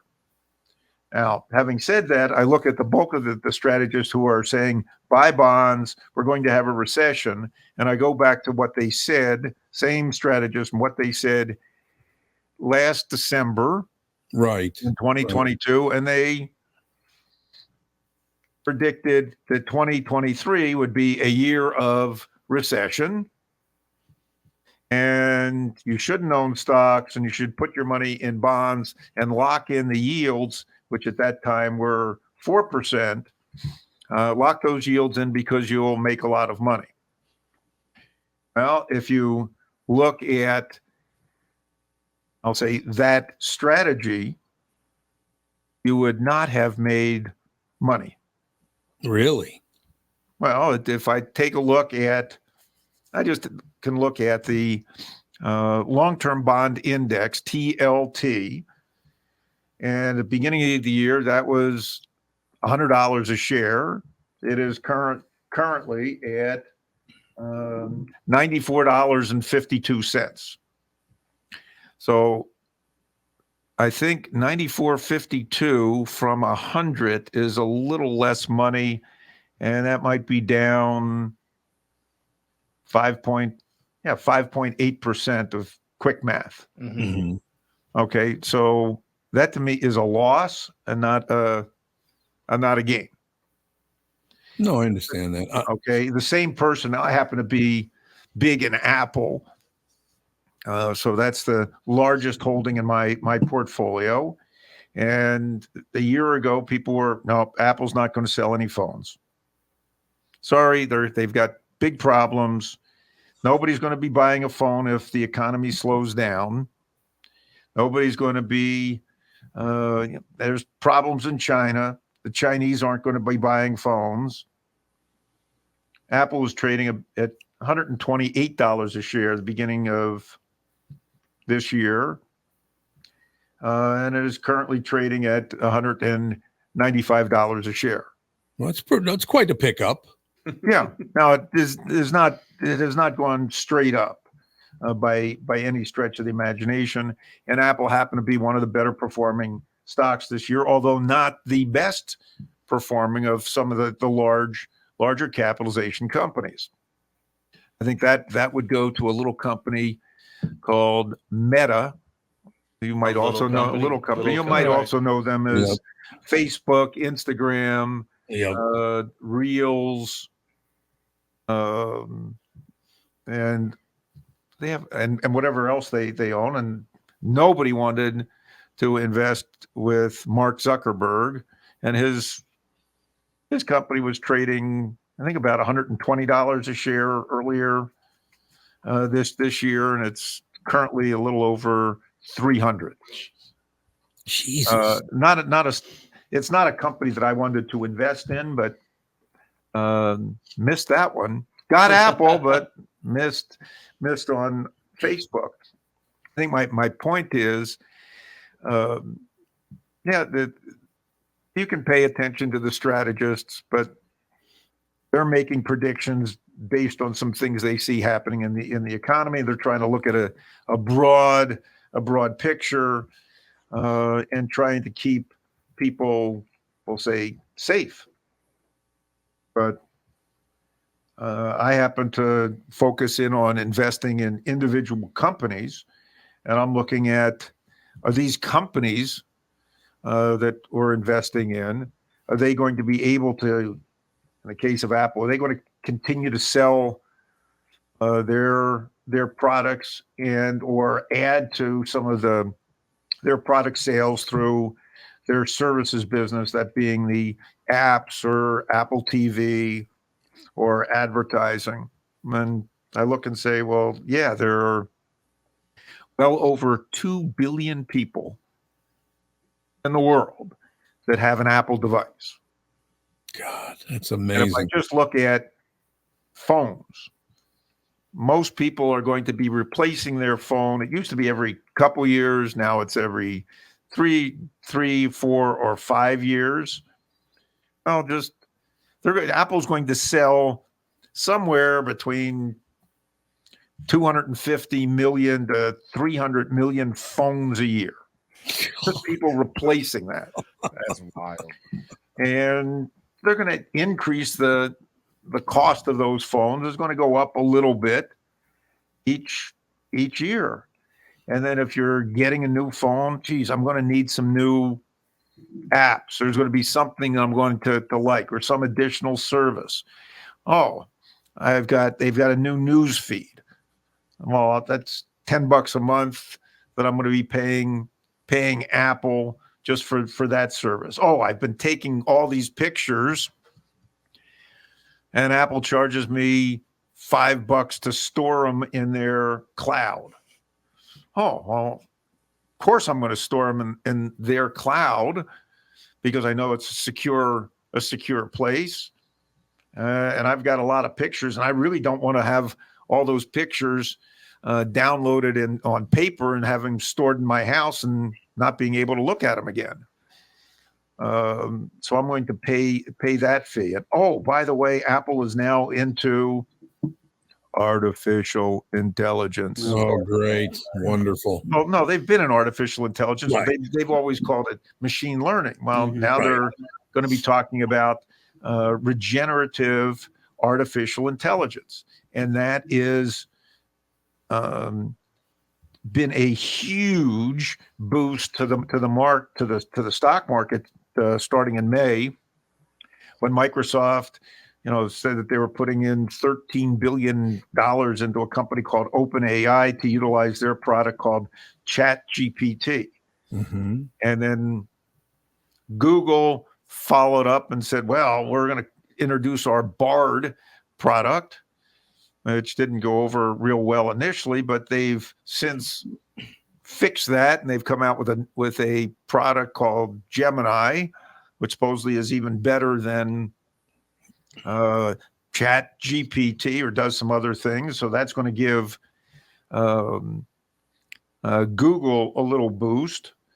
And then in order to run this stuff, you need a lot of storage, and you need some horsepower. Well, you need storage. Well, that's going to come from, Google's cloud, Microsoft's cloud, Apple's cloud, and Amazon Web Services. And then you've got a company like Advanced Micro Devices and NVIDIA that are making chips for these things, but that's going to take a little while to develop. So you've got a whole, we'll say, infrastructure and whole new environment that's going to be using or taking advantage of artificial intelligence in one way, shape, or form. Earlier this week, I heard an interview with the CEO of another little company, Walmart. Just a little one. Just another little one. They happen to be the largest private employer in the U.S., if not the world, with over, I think they've got like 1.4 million employees. That's a lot of taxes paid there, folks. A lot of taxes. And they've been utilizing artificial intelligence, and they say not only for their company to help with their supply chain, but also to help their employees do a better and faster job. So this is another step towards more efficiency for companies, and also help you and I do things with less work, which makes things easier to get a job done. That will give us more time for leisure pursuits. That's something I like. Jim wants to know, so he just got done organizing his parents' financial affairs, which was not a pleasant experience, obviously. Yeah, and he wonders if you have any sort of like templates or plans to avoid having to make any of these hard decisions. Is there like an easy way to just breeze through that sort of thing? Yeah. To breeze through. I don't know his parents' situation. I'm guessing he's trying to help his parents and help he and his siblings, so that if his parents were to go into we'll say a nursing home, that all their assets are not dissipated. Yeah, or in the event of death, obviously. Because you always hear where you're not supposed to just take the title of the house and give it to somebody for tax purposes. There's like certain things you're supposed to do. Well, the first thing I would recommend is he sit down with an estate planning attorney, mm-hmm. and set up the right conduits, for that, for those assets. Mm-hmm. Second thing, to make sure that there's adequate insurance still around for his parents to take care of medical needs. And then it's a matter So we've got an attorney to set up the proper wills or trusts, so that money can pass through to children, and then it's a matter of how much income his parents are going to need, and maybe the parents need, and this I don't know, the parents need guardians. Maybe they also need, how do we put this? Well, now I've just lost like in-home care type of thing. No, not in-home care. Hospice care, that kind of stuff. Power of attorney. That's the term I'm looking for. Power of attorney. That make sure that the kids have power of attorney, and also that there are standing instructions, including do not resuscitate, etc., that are around. And so we both have both a regular power of attorney over their assets, and then a medical power of attorney. Should his parents be hospitalized or put in a nursing home. And would you recommend them, if there's multiple siblings, having everybody involved as possible, or just one? One sibling's in charge. Makes it a lot easier. One sibling is in charge. Or you can have one sibling in charge of medical things, one sibling in charge of financial, whoever is the best issue, because if multiple siblings are involved, there's going to be a problem. Yeah. No doubt. That is going to do it for today. Look at that. Look at that positive note we finished on. I like that. You know what I mean? Okay, now all you have to do now is go to YouTube, which is a Google product, but go to YouTube, look up Don Rickles or Don Rickles and Johnny Carson, Don Rickles, Johnny Carson, and Frank Sinatra, and you will have a lot of fun that'll make your afternoon go faster. Okay, so next Friday, can we attack the national debt? Sure. Happy to do that. It's a little large, if you know what I mean. I mean, we can set up a payment plan, I think, for the United States. Exactly. Set up a payment plan for the United States of America. All right, boys. Thanks very much. Have a great weekend. You too. See you, Tommy.